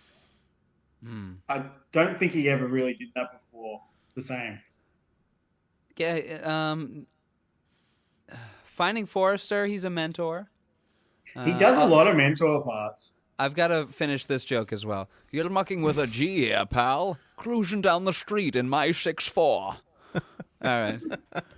Oh, what's the Finding Forrester line? You're the man now, dog. You're the man now, dog, mucking with the G. Because you know you can't fuck with old Sean Connery. Bet you didn't know I could rap, did ya? It's me, S.C. Draco the Rapping Dragon. Oh, no, he's back. This man can finger Al Capone. Yeah. It looks Yeah, funny. With easy. especially Al Capone's easy. Yeah. Yeah. It also looks funny with the screen caps. Wait, say again? It looks funny because of the screen. This man can finger Al Capone. No pun intended. And But- also, this George character, doesn't he look like Billy Bob Thornton and Gilbert Yeah. Gottfried had a baby? Pretty much. Like, especially in that shot. And Costner's like, oh my God, it is Gilbert Godfrey and Billy Bob Thornton's love child. Hey, it's me, the boss from The Incredibles. This man can finger Al Capone. Connery's like, because it's funny, like you can talk about Connery's character. Obviously, there's a lot of racial epitaphs in it. Oh, Some the moment where he playfully, triggers Andy Garcia with racism. which is so good. It's like so good. Like the introduction of obviously Andy Garcia became a big actor after this, obviously also, but he's We'll just get like into our sexy ratings. yeah, he's calling him a wop. There's another thieving wop on the tune. Like Macaroni really in getting a stuck pot, into that's him. some wet-ass pussy. That's what But, WAP like- means, right? Yeah, No yeah. racial implications. It's only a stripper anthem, right? He uses like variations of wop. He even calls the guy with the knife coming into his apartment. There's when some he turns around. whores in this house. There's some whores in this house. He goes, isn't Certified that just like freak. a Huawei? 7 days a Calls him a week. Huawei? He does a few variations of WAP. Now I'm going to record a version of WAP as Sean Connery. Oh, my God. Certified That's what freak. That's 7 what the days a world week. needs.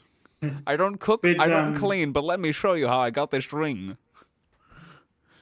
But yeah, Sorry. it's Crickets. yeah, it's just his character, which is also like a product of the times. But he's also doing it like playfully, like Yeah. it gets stuck into everybody.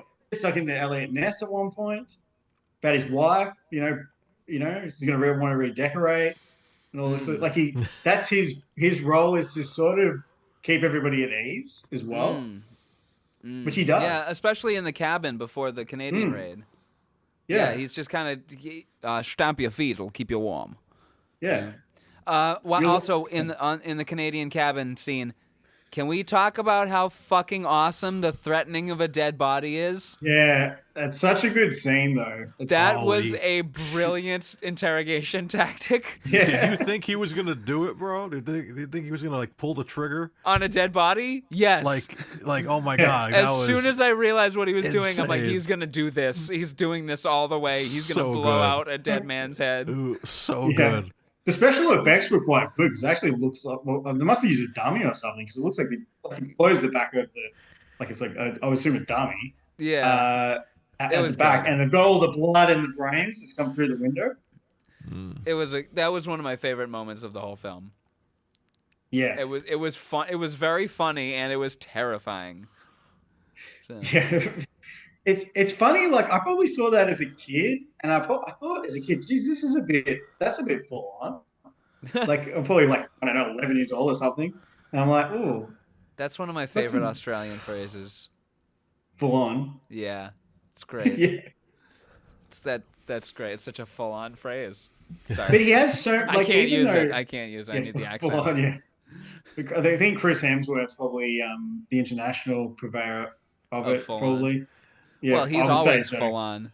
He's from near Melbourne. He's from Phillip Island. That's not that far away from. Have you met Chris Hemsworth? No, I've never worked Chris. I got pretty close to like that. No, is it the He Australian called him star? Chris. He's on a first name basis with our Chris. Mario, we're one step The most closer to famous greatness.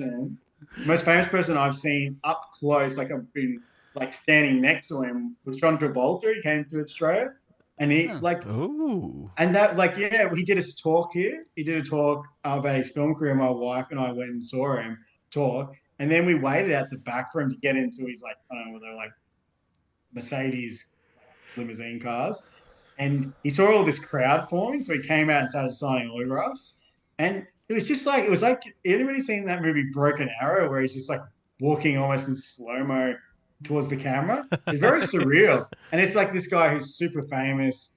And he's really tall, like he's over 6 feet, and it was Really? like, yeah, he is. Yeah, he's 6'2". Really? He didn't seem that tall. That's crazy. Yeah. I believe that. No, he's pretty big, and like I always think of him in Pelham 123. He looks very big Yeah, and intimidating in that movie. He's over 6 feet. He's probably a fraction taller than Denzel Washington, and and his hair was shaven like off, and he had a beard, but it's just like a presence and a charisma, probably like in a way like Sean Connery. Like if you would have met Sean Connery, he just emanated, and he emanates on the screen. He emanates something. But yeah, that's the most famous person I've seen pretty close. Dang. He needs Dang. he needs a comeback. He could do another comeback, I reckon. Who, Travolta? I mean, Travolta. obviously he had his in the 90s, but he Yeah, needs Pulp one Fiction. today with like a Jordan Peele or something. You know, And now he's doing he's doing commercials as Santa Claus doing the Bee Gees gimmick. Yeah, Paige doing Yeah, Saturday it's Night like- and Fever God of War ripoff. commercials. Yeah, stuff like that. It's like, come on, man, like do something. He had I like something interesting. a really big run after Pulp Fiction because he has like Get Shorty, Broken Arrow, Face Off, Michael, the one where he's an angel. Like he had a pretty good run after Pulp Fiction, but yeah, yeah, that scene where he blows the back of the dead guy's head out. That's insane. That's one of my favorite moments of the film. He's for sure. he's as And- dead as Julius Caesar. and you get the moment before where Elliot Ness kills that man, and it's the farthest he has gone. He's like, I'm willing to go as far as I need to, and this is the farthest he's gone.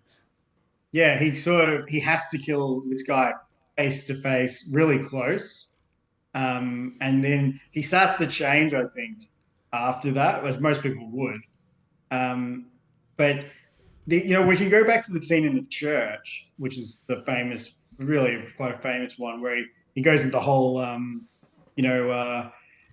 the famous line. I said it earlier.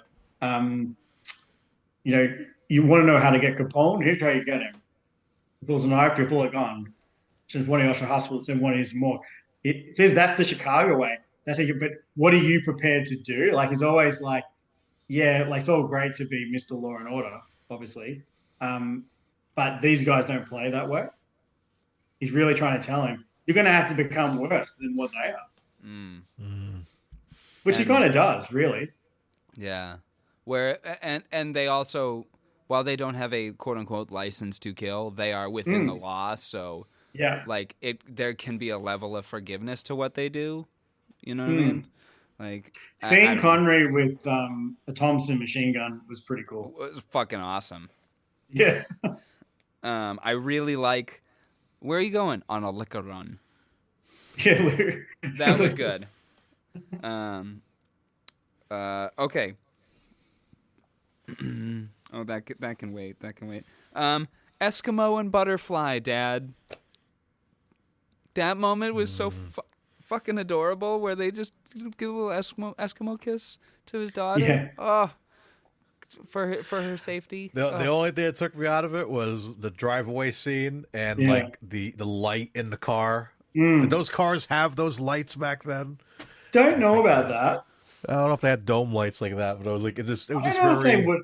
Yeah. I Like, don't know if they would have. I understand for the shot you want to get their faces like driving Yeah. away, but I was kind of like, I feel like those Model Ts or whatever you want to call them didn't have those kind of lights in the car. It was a little weird, a little jarring.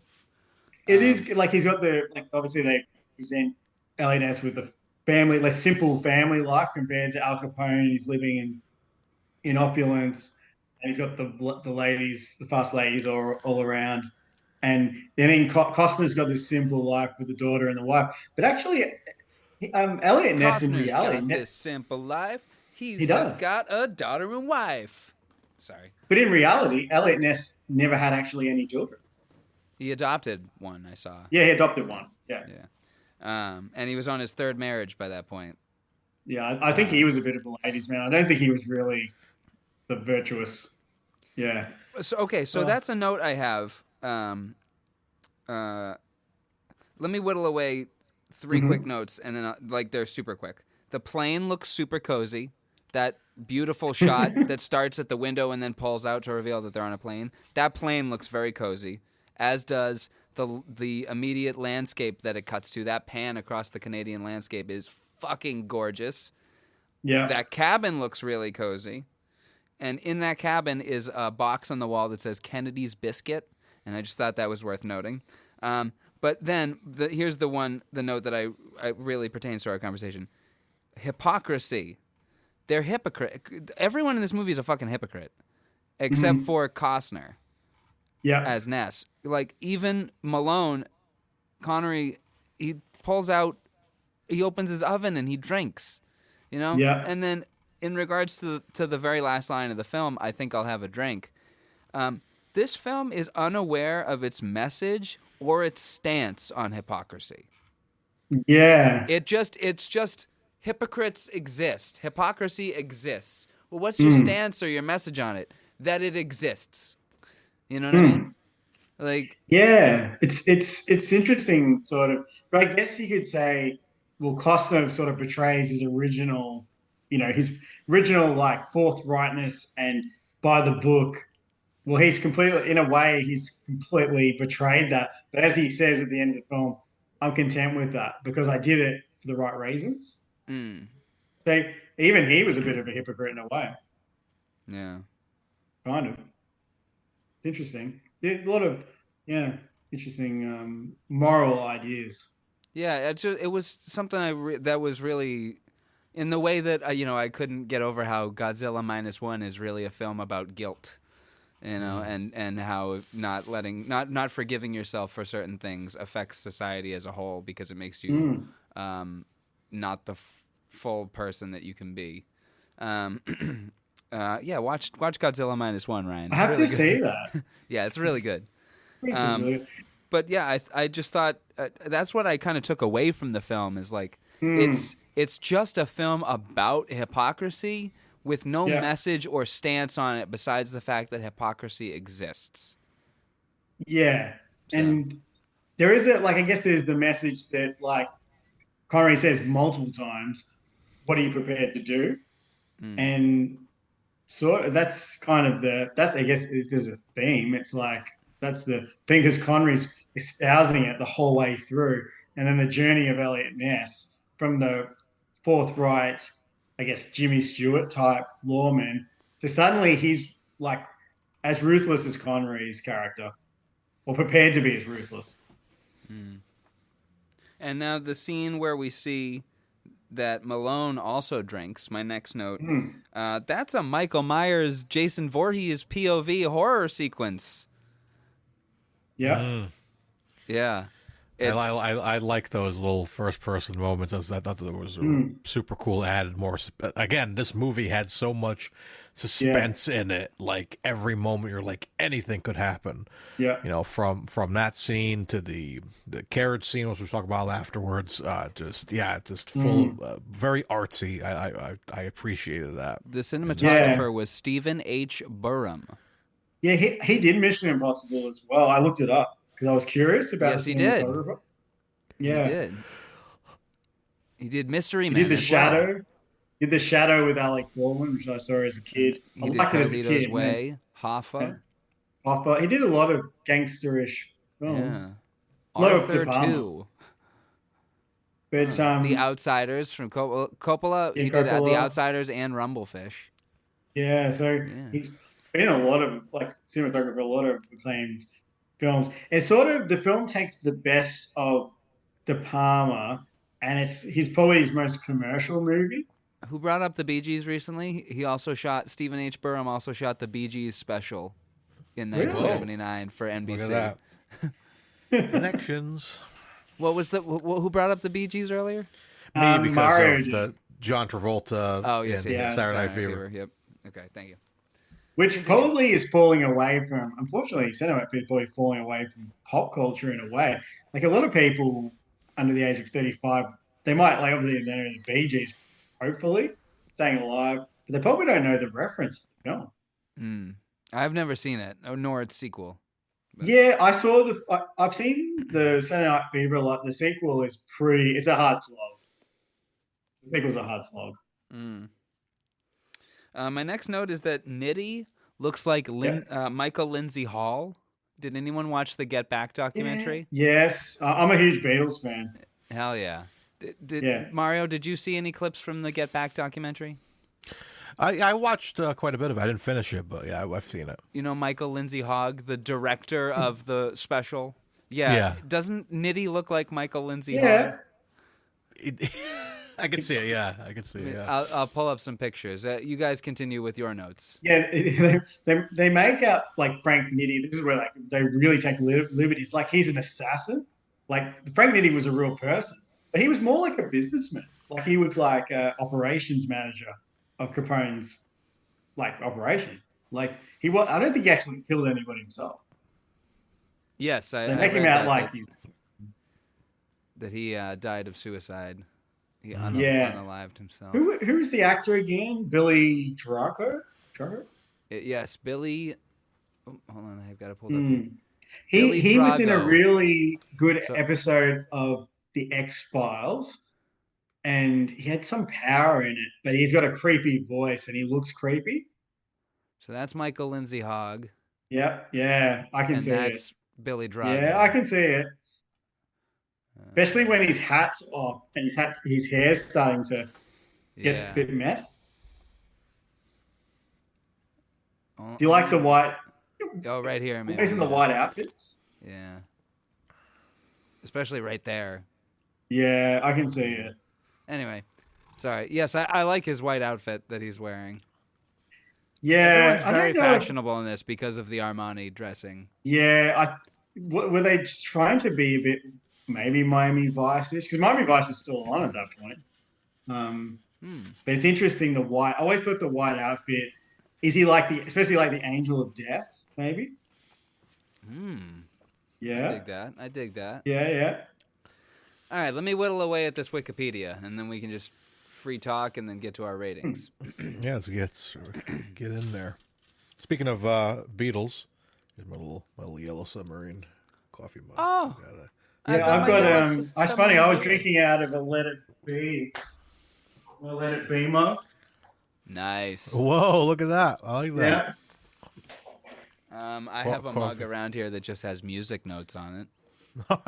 Well, that's pretty cool, though. We got to get you a Beatles mug. Yeah. Beatles triplets. Beatles mug triplets. Okay. I'll finish up the wiki here. Later, when Payne testifies at Capone's trial... Oh, I'm sorry. You know what? I'll just put it up on the screen so people can read it along with me because it's fun. Later, when Payne testifies at Capone's trial, Ness observes that Capone appears strangely calm and that Nitti is wearing a gun in the courtroom. Can I do Kevin Costner? Like Kevin Costner when he sees the gun, he's like, "Son of a bitch is wearing a gun in court." Yeah, that was a great moment. As was the switching of the jury. All right, let's get to it. I'll just whittle away these paragraphs and then we can talk about everything we want to. Hit it. The bailiff removes Nitti and searches him, finding a note from Chicago Mayor William Hale Thompson, which effectively permits him to carry the weapon. However, noticing Nitti possesses a matchbook with Malone's address written inside, Ness realizes that Nitti killed Malone. Panicked, Nitti shoots the bailiff before fleeing to the courthouse roof where Ness captures him. After Nitti insults the memory of Malone and gloats that he will escape conviction for the murder, an enraged Ness pushes Nitti off the roof to his death, avenging Wallace and Malone. Stone gives Ness a list taken from Nitti's coat, which shows that the jurors in the trial are all on Capone's payroll. Behind closed doors, Ness persuades the jury to switch Capone's jury. Ness persuades the judge to convince. Behind closed doors, Ness persuades the judge to switch Capone's jury with one hearing an unrelated divorce case by telling the judge that he is on Capone's payroll and they can prove it. This prompts Capone's lawyer to enter a guilty plea, although an outraged Capone violently objects. Capone is later convicted of tax evasion and sentenced to 11 years in prison. On the day Capone begins serving his sentence, Ness closes up his office, giving Malone's St. Jude medallion and call box key to Stone as a farewell present. As Ness leaves the police station, a reporter asks him what he will do upon the probable repeal of Prohibition, to which he replies, "I think I'll have a drink." Real quick, I just want to, because I didn't write this in my notes, and I just want to bring it up now before I forget it. So the first shot of this film is the beautiful, long overhead shot of Capone being shaved. Yes? That was going to be the final shot of this film, except rather than going from up to close up, from far away to close up, it was going to be close up to far away, revealing that he's in prison. Getting the same treatment in prison. Yeah. Ooh. I would have much preferred that ending. He probably did like that, and that's probably more realistic because those guys used to live pretty well in prison. Oh yeah, that's kind of like the inspiration, with Kingpin in like the comic books and in Marvel. He was always kind of like the high class. He had the high class cell, and he still kind of ran the prison. He was the Kingpin, you know what I mean? But it was kind of like I think Capone was very inspirational in that fact. So yeah, I'm sure that would have been a tremendous. I rather see that. The ending, like with the "I'm gonna have a drink." It's a funny line, I guess. Not if you know L.A.N.'s real history though. But it's almost like it's a real 80s, early 90s. It's too Hollywood. Ending. It's too Hollywood. It leaves everything on an optimistic note when all these terrible things have happened. Yeah. And it's like, why? It's almost like, the question is, did this movie need a Bryan Adams song? Like, it's almost, I'm surprised they didn't have a song at the end. In the summer of 69. Like, what? Why this song? 1869. Yeah, but it's like, it almost is a little bit like Prince of Thieves. Like, you waiting for everything I do it for you. Like, it's a little bit cliche. Is that in that movie? It's in Prince of Thieves, yeah. Oh my God! Stop spoiling stuff for future Connery movies. Yeah, I clear my brain of that because it's going to be so much more effective if I don't know it. Yeah. Oh my God. Yeah. I fucking love the roof roll when Costner rolls off the roof down to the section below. Like how did he know? He couldn't have known. That must have been the most terrifying 4 seconds of his life. The action sequences like are really good. I mean, obviously, how would he have known that the thing was there to catch him? But the whole action scene, like getting Nitty because Nitty takes off, all that the cabin and in Canada, like they're all really good sequences. Like, and yet see, obviously we mentioned Connery with Thompson, and just yeah, they're still the film doesn't feel dated in those scenes at all. That whole like jumping off the ledge and revealing that he's on the edge, it's very classic movie trope. You can see that in, like Back to the Future 2 when Marty falls off Biff's tower and then he reveals that he's on a DeLorean and Doc takes him out and they fly away. And he wouldn't have been able to do a movies. badass entrance. He'd still be recovering from the heart attack that he had because he came so close to falling off a car off 50 stories or whatever. You just see him. You just see him like holding on for dear life, shivering. That would be me at least. Oh yeah, me. I'd be calm, cool, and collected. I just a big piss stain down the front of my pants. We Marty, we you peed all over the windshield. Use the wipers, Doc. It just slips straight off. Yeah, right. Yeah, he dies. And Doc's like, well, shit. And Biff gets away with his evil plans. But he could go back in time and save Marty, though. He don't go back in DeLorean. That probably would have been a more. I like the third Back to the Future movie, I guess, but I love Back to the Future 3. Yeah, I like the third movie. It's fun. It's fun, but it feels like I don't know. It doesn't have the same charm as the first two. So no, I listened to a video essay recently by a channel that exclusively does Western stuff, stuff about Western films, and he covered Back to the Future 3. And according to this person's research, Zemeckis and Gale, Robert Zemeckis and Bob Gale, the two Bobs, they wanted to make a Western movie the whole time.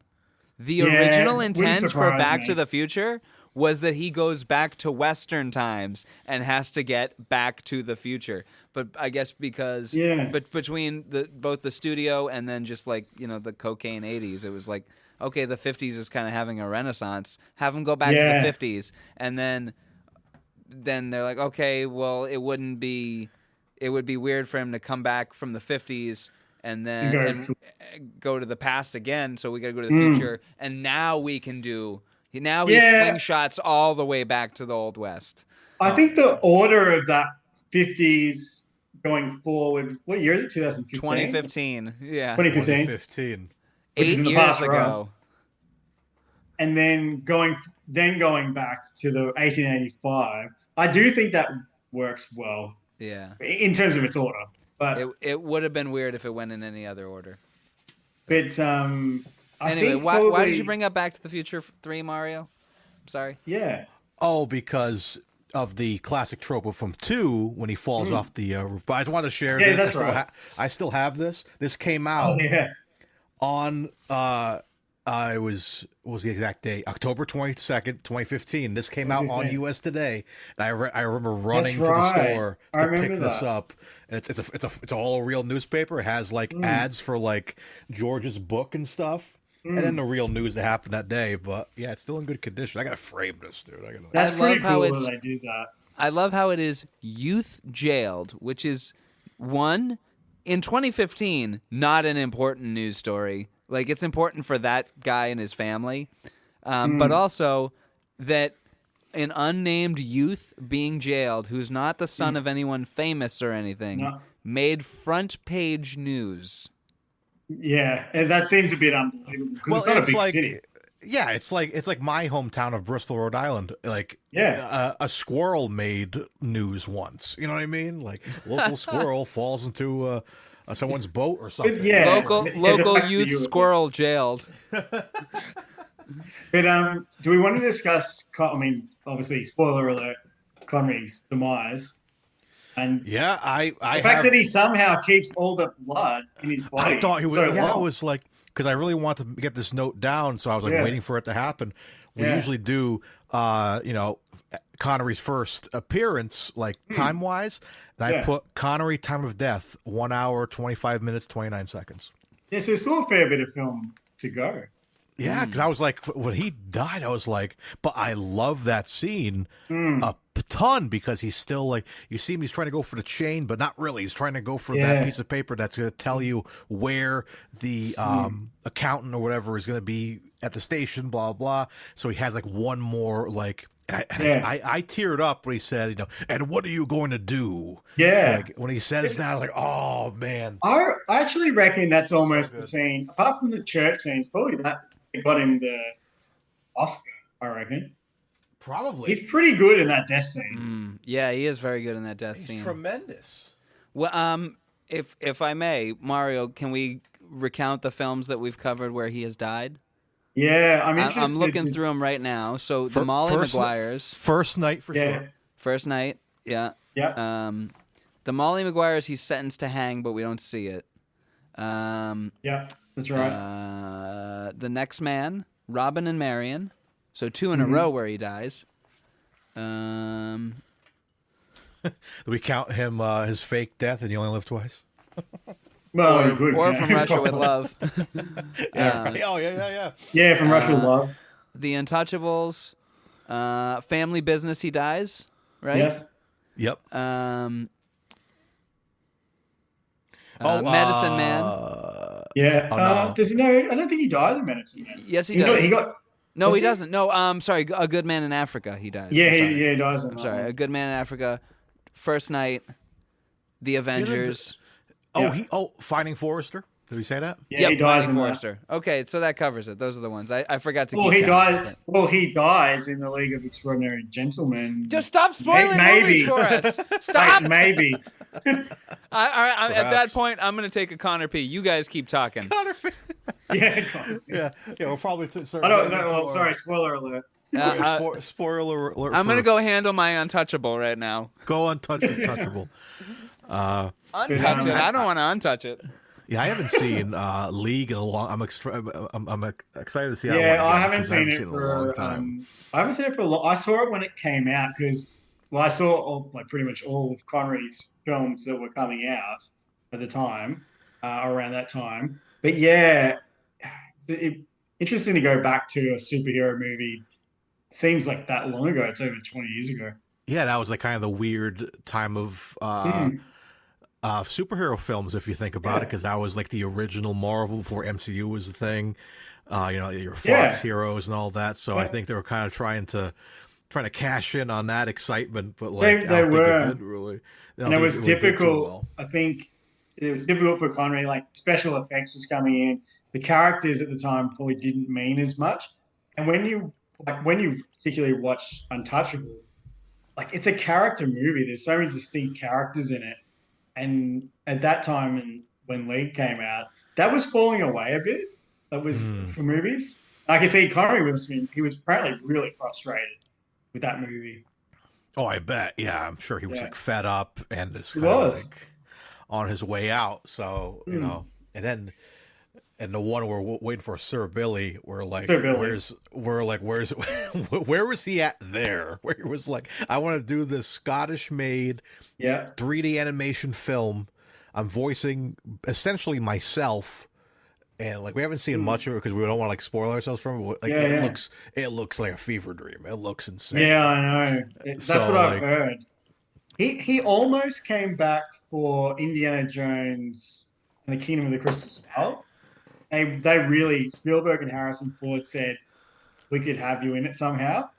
And he considered it, but in the end, I like what they did. They just kind of gave you the framed photo on the desk. It would have been kind of fun to have like a small little like him in a home or something, like just and Indy goes to visit him or something small, but it's understandable. Like, but it would take away from how good Last Crusade and the ending of that film. So I'm happy that he kept out of it. I think he's like, I'm retired now and I've got a legacy. so why would I spoil it a bit? Yeah, you don't want to come back and it's like, it's the Star Wars problem. Which we won't get into Star Wars Yeah. we'll be here for Let's 7 not talk hours. about Star Wars. That's like if yeah. you decided to, come out of retirement and make Sir Billy your last film. Well, yeah. Well, that's enough. Yeah. That's what we were just talking about. That yeah. But he was so into like Scotland and supporting Scottish things.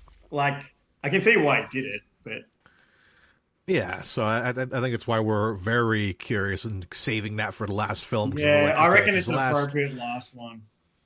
Yeah, so I think it's going to be fun. Well, but anyway, if you've listened to recent episodes of ours, Ryan, you'll hear that we have Yeah. plans for our final episode. I know, I did hear that actually. yeah, we might make a big festival of us. Of course, you're invited to come. If we Yeah, ever do a big actually, event. yeah, I'm pretty keen actually. You're gonna fly out to Rhode Island? Oh, maybe. The biggest. I just did a trip. I did the Disney cruise, but only from Melbourne to Hobart and back. I did a cruise. I've never been on a cruise before. Well, I don't know if you know this part of the world, but it's pretty rough water. Like going through, there's like the Bass Strait Ocean below us, and then Tasman Sea, not Tasman Ocean, Tasman Sea. And I got seasick on the way back from Hobart, and we're on a big ship, and it was pretty rough. So I'm not going to go on cruises. So if I go anywhere, it'll definitely be by plane. Fair yeah, enough. there you go. Well, you're There more you than go. invited to Sir Billy Fest. There we go. Sir Billy Yeah, Fest. it was. Yeah, I was sick for like one night, but after that, I recovered pretty quickly. Oh man. Well, good. It was pretty rough. Oh, I bet. But all right, I think with that being said, Dylan, you have any more notes you want to cover? I really like that shot of Nitty falling.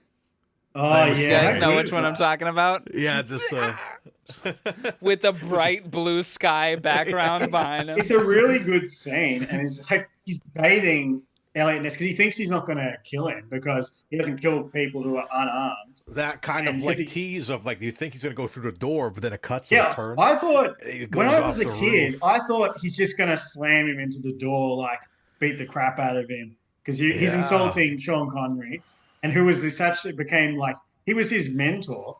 Yeah, I thought he was going to whack him, but then anything like that?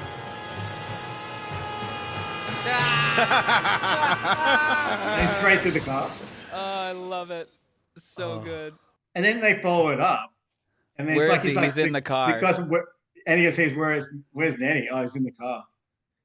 So good. I love that. It looks like you're like we're in a fever dream movie or like a Yeah. kids show. It's It really looks like well a done. Soundgarden music video. Yeah, Black Hole Sun, won't you come? Smash. I would assume a stuntman, actually jumped off the building to like a big, inflatable thing because that's what it looks like. Oh yeah, they probably had someone on wires or something. Yeah, wires and an inflatable, to hit the. Yeah, at because that point, that it's like, looks- who Yeah. made the choice to be like, we got to see his face as he goes down, like, Yeah, like that come on. That See, right there is I don't know clear. how That's did- clearly a how did person they do being. That was really well done. Yeah, look at that. Yeah, that It's looks probably great. really simple. Unless that's one of those dummies they got in Temple of Doom. Maybe. No, I see arms. There's arm movement there. No. Yeah. That's what I mean though. They made special mannequins in Temple of Doom for the bridge fall scene Oh, when yeah, the Indy cuts bridge the bridge. falling. All Yeah. those people that fall down, They those are all- mannequins with motorized arms and legs. Oh, Yeah. okay. Yeah. But he's like, yeah. and that's the scene where, like, really, Elliot Ness he is almost going towards being like Al Capone. He's killed a guy in two cold people blood now. And he's killed one. That guy, he's An unarmed. accident. He's disarmed him. He's murdered as revenge for killing Malone, who was his mentor and like his best friend. I mean, by the end of the film, they're best friends. Mm. So I have two other shots I just want to share that I took screenshots. Connery trying to keep all the blood in his body. That was amazing. Well, I love. I He took gets shot, this he because gets shot I love in the this front and the room. back, and he somehow lasts like I don't know how long the period. Yeah, of he time. does last a long time, and he Yeah, bleeds I out was a like- lot. I thought he was just dead Interesting. already. Yeah, well, interesting fact is Connery had never been like set up with a squib before. Apparently, it never happened in his film career. Huh? So actual squib. and they must have said so they were rigging him up with all like because he gets shot about what 6 times in the front and 6 in the back, or at least. It's a lot. And it's a lot. And they said, oh, this is one of the most squibs we've put on one person. Like was a lot. And they said the comment if he ever had been fitted, and he said no. Oh my. Yeah, It's so like- and apparently he actually got a little bit. It was on the making of. I watched the making of. He got a little bit of the blood in his eye, and had to like flush it out. They're like all worried for Oh, my. 2 seconds. Oh my god, one of the stars of the film, Sean Connery, and he's got flicked with the blood in his eye because you see it, and when he gets shot, the blood's gone everywhere. Yeah. Yeah, seriously. And he'd never been squibbed before. Never been squibbed. That's And like they- losing your virginity in a BDSM It dungeon. was a squibbed virginity loss, and it really hurts apparently when it goes off. Oh, I bet. I can imagine there's Yeah. a little bit of a shake. He said, "Oh, what does it feel like?" And the stunt guys rigging him up, the firearm, they're like, "Oh, it's going to hurt a little bit." And it turns, and the stunt guy is Eugene Levy. No, it's not Eugene Levy. It's Chris Klein or something. He's like warm apple pie. Yeah. Sorry. So I'm just gonna share these last 2 screenshots. I fucking love this room. Look how cozy that room looks. It looks like the producers or something. And, Whose house is it? I don't know, but it's gorgeous, and I love this. I love this wood paneling on this wall, but it's wallpaper in this half of the room, and the piano against this wall. Like, Yeah. it's so beautiful. And then how this couch here extends into like both rooms. It's beautiful. Is that not? Ness's house. Yeah, is that not Elliot Ness's house? Yeah, it probably Yeah, is. I think it could be. They never actually say where he is, but he gets the phone call from his wife, and she's picking out like colors and stuff from the decorator. Remember? Yeah, Yeah, so that wall must be under construction, and they're going to put like Yeah, wallpaper and- on it. maybe. He doesn't tell Connery that he's talking to his wife, and Connery just knows because he's instinctive. And he said, like, "How's your wife?" or something. Makes a comment Yeah. and catches Kevin Costner like, "Oh, he knows I'm talking to the wife."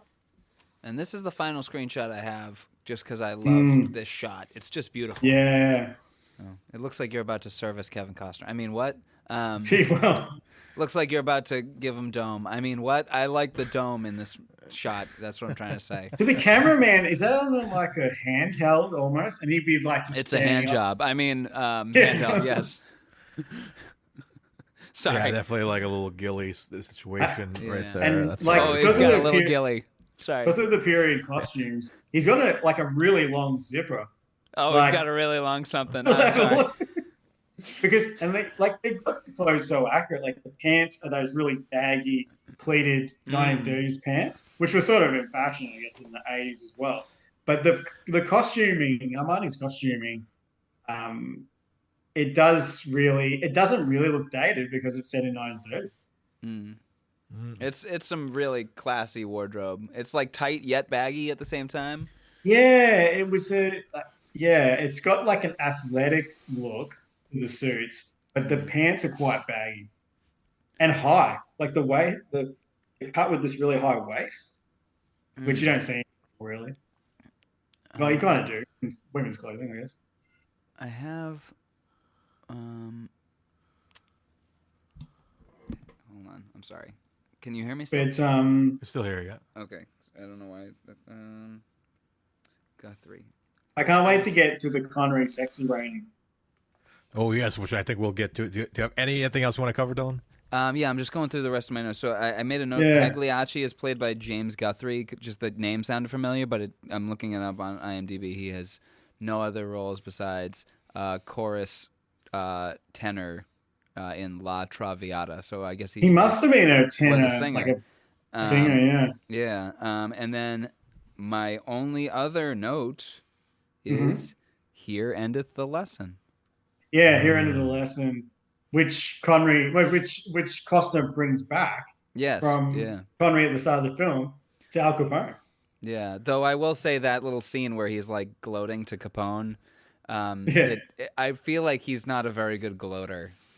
No, I'd be like gloating to somebody and like just saying a sentence where like, "What did you say?" And like, "Oh, I just said a sentence that I know. a phrase that I know." It's like, "What? I don't. Is there some Well- importance to that? Thus endeth the lesson. Mic drop, and Well, Capone's just like, yeah. what? What was any It's of that? interesting Did you anyone say catch that. any of that? Because apparently on the making of, Brian De Palma says, like, really Costner was the better fit than, say, Mel Gibson because of the earnestness. And people describe him as Jimmy Stewart mixed with Gary Cooper.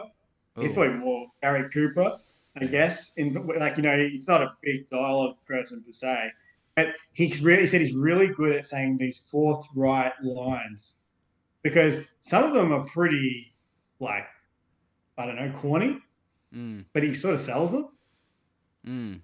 Yeah, and there I think he's a little bit weak, though. Thus endeth the lesson, or here endeth the lesson. Excuse me, is Here a pretty endeth the corny lesson. line. But I also think pretty, that's a good one to wrap up our discussion and move into our ratings. I think. Yes. Ooh, guys at home, you guys know at the end of our discussion of the film, we go into our scores of the film. Of course, we have the SHing, and of course, the score of the musical score, the sexy rating, the score of the film itself, and the score of the man himself, Sean Connery. So we'll start off with our SH. Let me share the screen with you.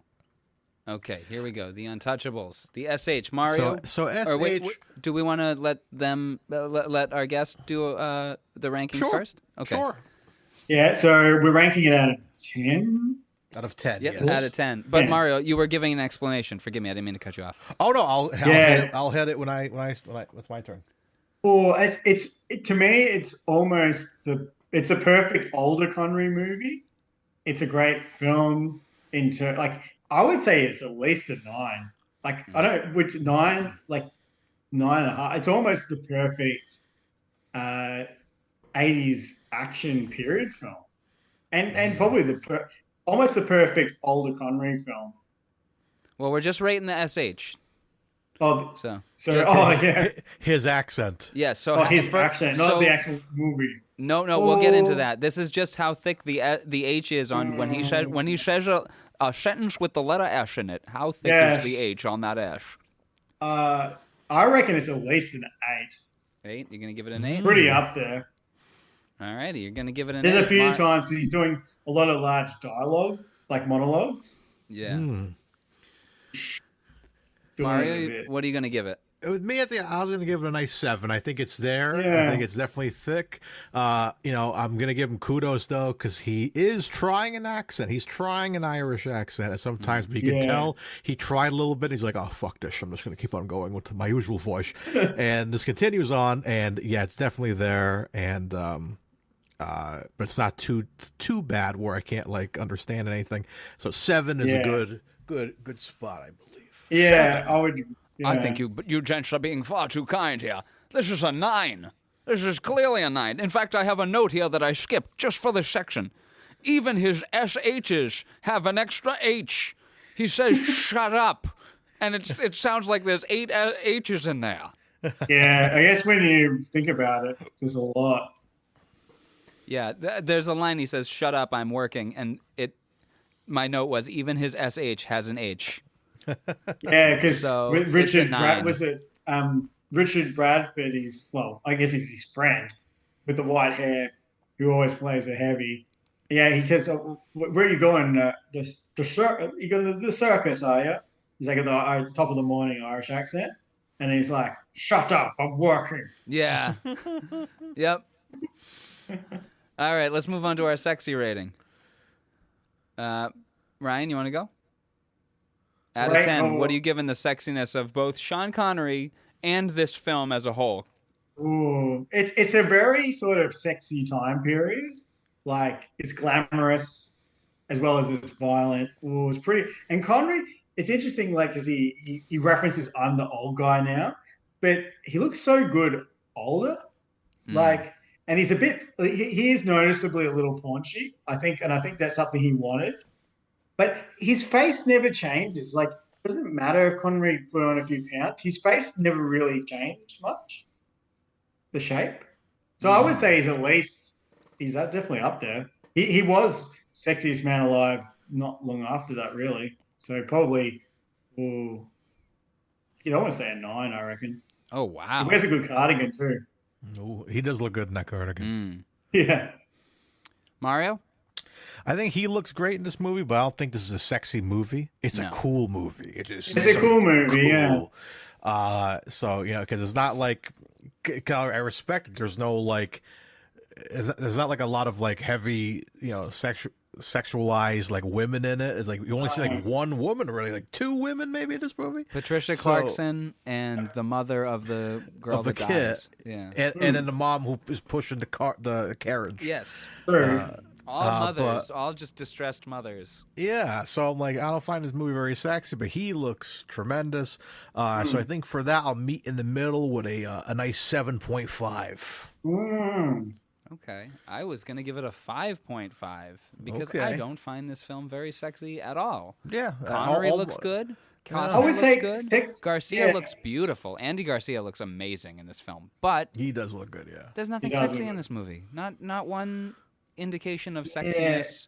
Nothing to flaunt these beautiful main actors that they have. You know what I mean? In retrospect, it's probably glamorous is probably the better word. Yeah, it does you're look right. glamorous.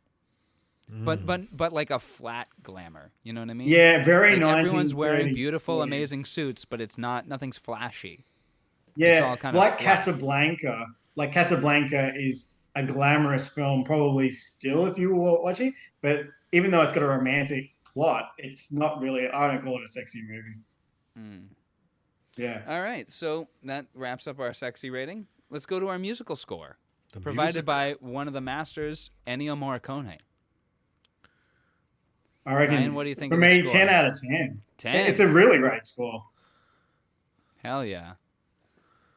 Mario, what do you got? I really enjoyed it. I thought it was really good. I'm probably going to give it. I think I'm going to go 8 with this one. I think it's very good. It's effective for the time.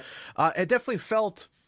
It didn't feel of the time period. It just felt of the time it was shot. Yeah. So I think that's what was kind of different. Like I didn't feel like because you watch like The Godfather. I feel like I'm in that time period. This one, it felt like it was kind of like an 80s treatment. But it still was. It was still good to me, though. I thought it was really good, and it worked for the film. And there was a couple of like even the emotional scenes, even the music behind like the death scene of Connery, and then the last scene in the office. I think it works. So I think for that, I'll give it an 8 because it made me feel something a little extra. There's some sensitivity to it in the right places. But the main theme, the title theme with that thump of the drum, and then it kicks with it was like, I don't know what the instruments are, but it's like the kicking sound. That was a drumming. Oh, the hi-hat there. That is, like when you, like even as a kid seeing it, like I did go, geez, this is pretty cool. Mario, I'm going to match you with an 8 because I really like this score. Morricone has done some amazing scores. This is not the last time we will hear him. We'll hear him again in the Red Tent. Let's go. He also does a really good score for The Thing, but the score he's most known for is The Good, the Bad, and the Ugly. Nice. But this is a fantastic score, but I agree with you, Mario. There's some elements of it that are far too 1980s. You get some synth drums. Yeah. Some the stuff synth that drum. really sounds too 80s synth, which is a good aesthetic in and of itself, but it doesn't match this movie. Yeah, there's one scene I forget in general though, like of Elliot Ness. I think it's like after he's like, it's after the bust of like the umbrella thing. Yeah. And when he's kind of walking off, and it's very like, what's the movie with Mel Gibson? Lethal Weapon, very Lethal Weapon, where it's just like, gotta turn your badge in, kid, like a son. And it's very 80s, and I'm like saxophone. The saxophone. Like a deep sax. I've got a piece here that reminds me of the 80s. Yeah, that. Oh yeah, look at that. There's actually an electric drum. Yeah, the synth drums. It does not fit at all. Everything here is synthesizers. Even that sounds like the horn, the trumpet sounds real, but the music does not fit at all. Yeah, it's like I'm watching this. I'm like, oh, this is cool. But then I'm like, every time I see like Al Capone and I start seeing the cars and stuff, I'm like, wait a minute, this is not set in the 80s. I keep forgetting this is Al Capone days. So I'm like, that takes me out of it. It's sort of that music. It sounds like Phil Collins is doing the drumming a little bit. Like it's No Jacket Required era of Collins. Yeah, a little bit. Yeah. Yeah. Alrighty, so that's our score rating. Now we want to do the film rating or our Sean rating first, Ryan? Let's see what Ryan thinks. Sean or film first? So I do film. I All reckon right. it's such an important movie. I mean, it's 9.5 at least. Yeah, 9.5 from you. Yeah, Okay. it is a really good. It's probably a little slower than what we used to now with an action thriller suspense film, but I like the pace of it. I never ever get bored watching it. Oh yeah. Mario? I agree with Ryan being a very important film, especially for us, me and Dylan covering this man in this podcast. This is his Emmy win film. Oscar. This is Oscar. Sorry, Oscar. This is Oscar win. Yeah. So I think this is very important just for the man himself. We'll talk about him in a second, but like the film, a lot of fun. I would watch again. I think it's a solid 9. Solid 9. Yeah. Alrighty. Well, boys, I'm sorry I'm going to let you down here. Uh-oh. I liked it plenty, Liked it. but I didn't like it that much. I'm going to give it a 7.5. Yeah. Damn. There It's were some interesting aspects to- that just didn't. It was a little flat for me at points. The directing could was see beautiful. why. The music was beautiful. Everything about it is beautifully done. Yeah. But for some reason, I just wasn't able to fully invest myself in it as much as I'd want to be. Again, the lack of having a moral stance or just any kind of stance or any kind of message on hypocrisy. De Niro's performance. Yeah.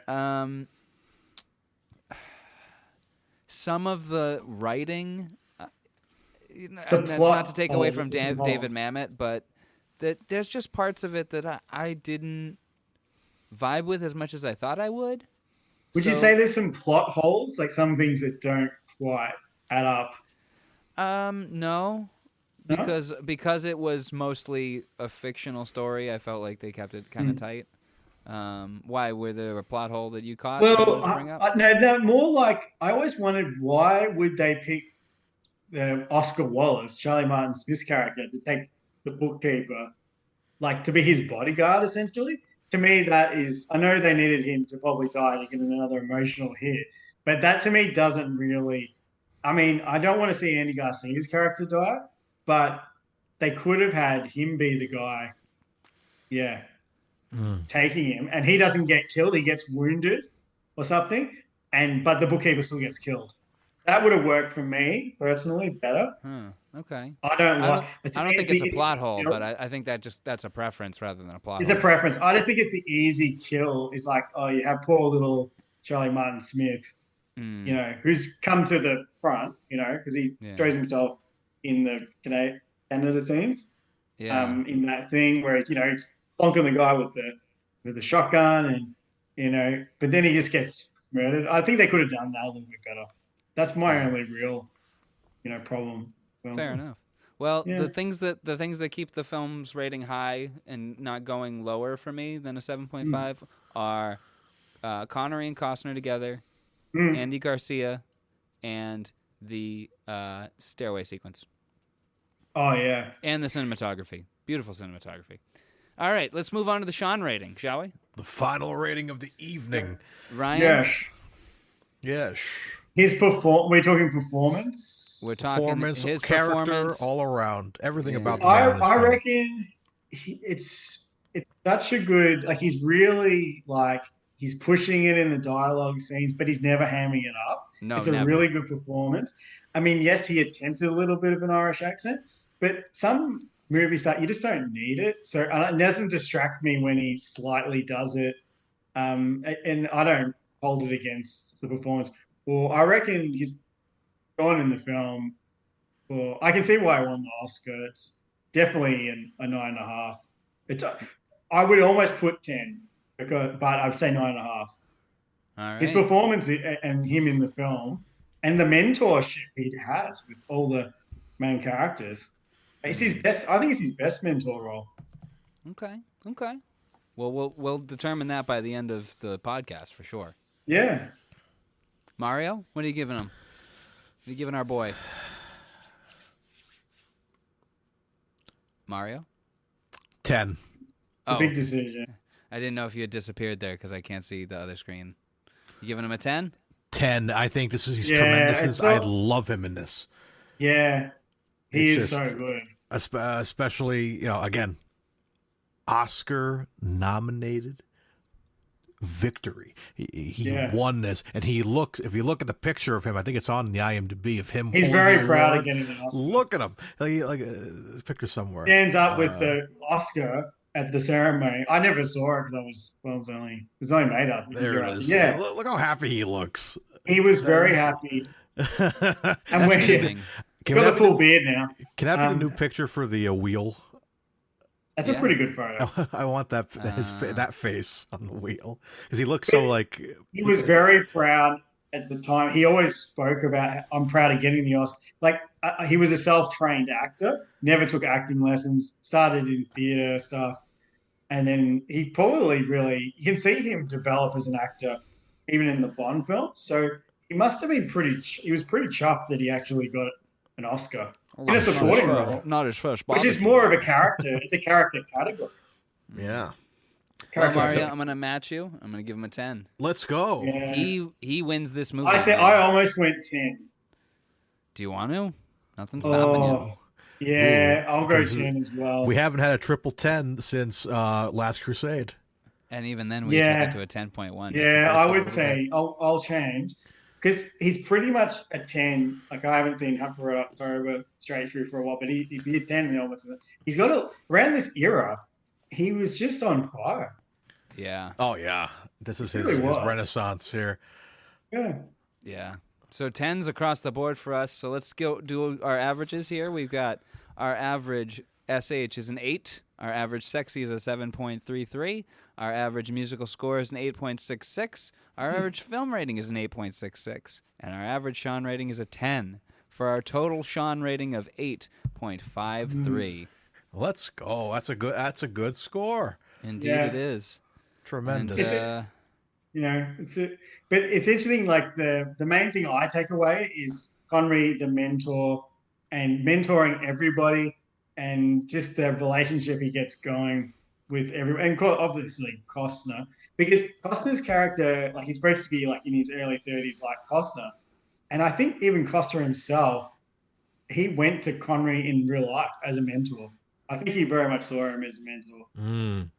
And that's when you need, like, I'm in my 30s. I mean, like, you know, I feel like I've sort of gotten somewhere. I'm not, hugely successful, but I feel I need more mentors now because I feel like you get somewhere and then it's like, well, how do you actually do this? So I can relate to Costner going, geez, I'm going to crash and burn if I don't get an older figure. Yeah, absolutely. I can see why, because you do, like, you sort of don't know everything. Yeah, Even if- yeah.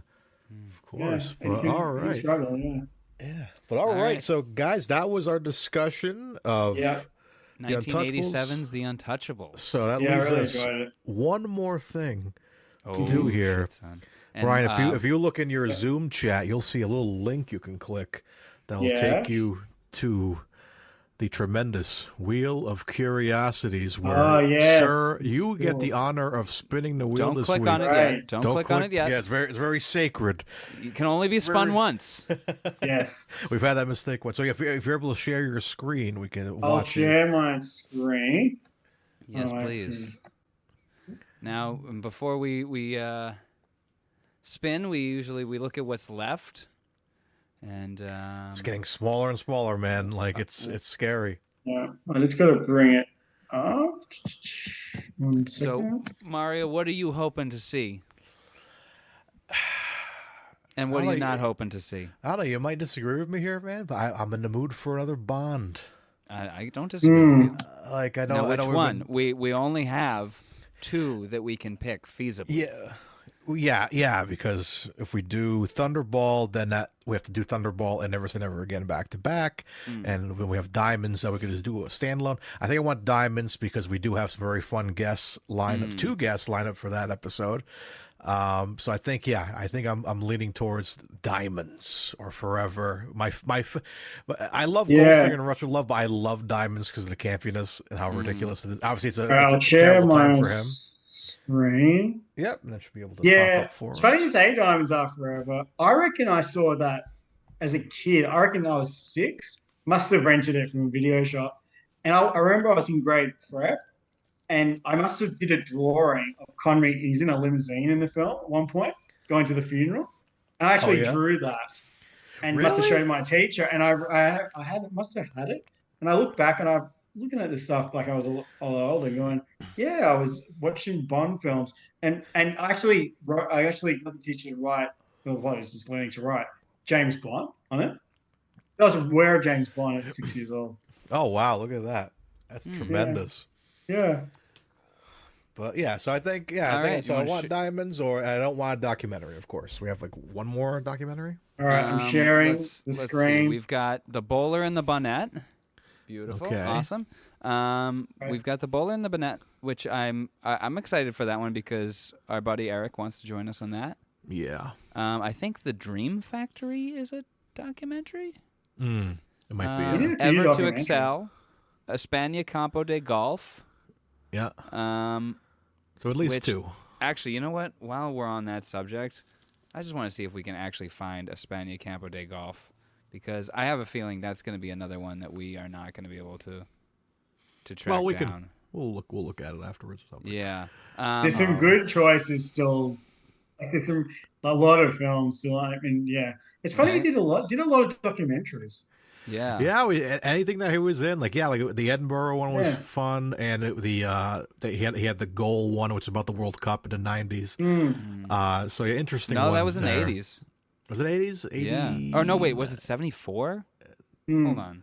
No, the World Cup was like 90 something, wasn't it? Like 95, I thought. Goal was in, hold on, In the early 80s. 1983.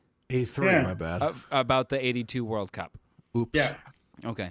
I would really like Hunt for Red October or Time Bandits. That's what I'm hoping for. Just based I'd love on, to hear a Hunt for Red October. Yeah, that movie's so good. And Time It Bandits even- because I'm just excited for that guest as well. Like we're gonna have a good guest for Yeah. Red October, but Yeah. I'm so excited for both of those films. I wouldn't mind Entrapment because I remember when it came out. Like it's that. See, a lot of these films have memories because I was a kid. Memories Like of they were me. new movies. Catherine Zeta-Jones obviously being this huge sex symbol at the time, and like being aware of that even as a younger kid. Like I haven't gone through puberty at that stage, but actually being aware that this is like the new beautiful woman. Oh? Like you could not be not aware of that fact. And I've heard nothing but good things about that film too. So It's good. It is of its time, like released in '99. But Connery looks fantastic in that film. That's my. If you're going to rate hair pieces, that was a 10 out of 10. okay. All right. All right. Well, I'm too Anyway, eager let's here, spin. man. I'm I'm ready hoping it. for Entrapment or even Never Say Never Again. Well, if we get Never Say Never Again, we're gonna do Thunderball and Never Say Never Again. It's Oh a yeah, double that's a good feature. idea actually. double pack there, same Double movie. feature. Yeah, All right. that's a good idea. All right, Ryan. All right, here we go. So Okay. wait, Gotta do before the- you click, you can't click yet. We gotta do the chant that allows the wheel to commune with reality. Yeah. Okay, Ladies and gentlemen, it is time to spin say it with us, Ryan. the Say it with us at home, folks. wheel of Of curiosity. Spin it. Here we go. Okay, here we go. Here we go. Oh, Highlander 2. Highlander 2. Okay, But we had a rule here, right? We had a rule. Mario, we discussed this before. I believe rather than do Highlander 2, we're going to do Highlander 1 Yes. and leave Highlander 2 on the wheel. So put it Right? back on Yeah, the I would think. do that. Yeah, I don't Yeah. want to go into a sequel first. Yeah. No. No, the first film's so much better than the second one, in my opinion, and a lot of other people's opinion. Okay. Yeah. All right, so I'm excited for that, man. Sean Yeah, we're Connery gonna will watch return. Highlander. Yeah, and you got Highlander. Queen doing the songs. I I know. get- That's what I'm that's- super excited That's for. what everyone Yeah. keeps saying is like it's gonna be exciting to watch because there's a lot of Queen in there. I'm like, Yeah, a lot of Queen. I'm in. And I found the director's cut, so we'll watch that. Yeah, which I heard it's is the actually- superior version. That's another film that like my dad's Scottish, but he's also was in like really into martial arts and he used to do fighting with swords, like blunt swords. He used to do all that sort of training. So he was really into Highlander when I was a kid. Man, Yeah. And also- in fact it is a good Scottish movie too. We're going from one film where Connery plays a mentor to another film another. where Connery plays a mentor. I think it's go. probably the first time he did that because I think I haven't seen that in The Name of the Rose. I believe he's a bit of a mentor in that, which came before maybe Highlander. But Nope, right after. Highlander is him starting that journey to I'm the older.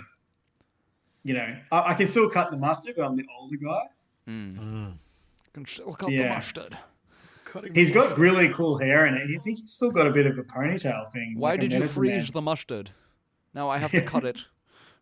He looks really fit in Highlander too. Not Highlander 2, in Highlander. as He looks well. just super fit, like in that film. Well, I'm excited to watch it. Yeah, and he's that's got gonna- the mustache, but with the little goatee. Ooh, boy. Oh, another facial hair. For a mustache ride. Yeah. All right, so we may possibly have a guest. I just bit my cheek. Ow. Ow. We may possibly have a Ooh. guest. We'll see. let's But go. Ryan, it's That'd be a been cool a one. blast having you on. Yeah. Anything you want Been good. to anything you want to plug before you go? No, just that, like, I've got a kind of film style. You can find me on Instagram, and I just put stuff, mostly stuff I'm interested in. Sometimes it's like clothes from film or just interesting stuff. Really, it's more what I'm interested in. And if other people are interested in it, you know, there's a lot of James Bond, Connery stuff. Yeah, you built up a little but- following there. Yeah, I have built up a little following. So yeah, I mean, stuff I'm interested in. If other people are interested in it, that's great as well. Hell yeah. But yeah, I reckon I've been following you guys since you started. Well, thank you. We're Really? honored. Oh, yeah, I reckon. Yeah, I listened to quite a few of the earlier episodes. I try to get to them, but it's hardest things with life and work. Oh, Got two yeah. kids. We hear you, Yeah. and we produce them. Yeah, well, Yeah. One of these things with this podcast, it's like it's one of those things where you can go back to it at any point, Yeah. ever. Yeah, and I have. I've re-listened to some of them as well. I think I listened to First Night twice. Oh well, thank you. Really? Oh, okay. Yeah. That's a Honored. fun one for us. Yeah, we He's like a that. I'm down to fun one. rewatch that movie. Excuse me. Yeah. That's a Richard Richard Gere's got brown hair in it, and he's like pretty grey by that stage. And they're like, we're gonna make him look like he's 35. Like, Oh, He's he's gotta very be. He's handsome. gotta be the knight. He's gotta be the knight. In but he shining wasn't armor. that old. The He first wasn't that night. old at that. He was like what 44 when he made it. But he looks really fit. He and looks very good in that film. Yeah, he really looks leany, man. tremendous. But it's like, we'll put a brown rinse through his head. All right. Well, before we all start gushing about our favorite male actors of the '90s, We could do that. let's wrap it up, huh? What do you say? Yeah. All Mario? right. So, guys, Thanks, this guys, has for having me. Of Yeah, course, of Ryan. course. It's been an absolute Good. blast. Thank you for wanting to come on and joining us. You've been a blast. anytime, and of course, listeners, we will be back next week, and Sean Connery will return in Highlander 1. This is very exciting. We've been talking about this film for a long time, but until then, we've been. Sorry, let me try that again. Until then, I've been Mario Lima. I've been Dylan Titus, And I'm Ryan Hall. and as always, folks. Stay curious. Yes.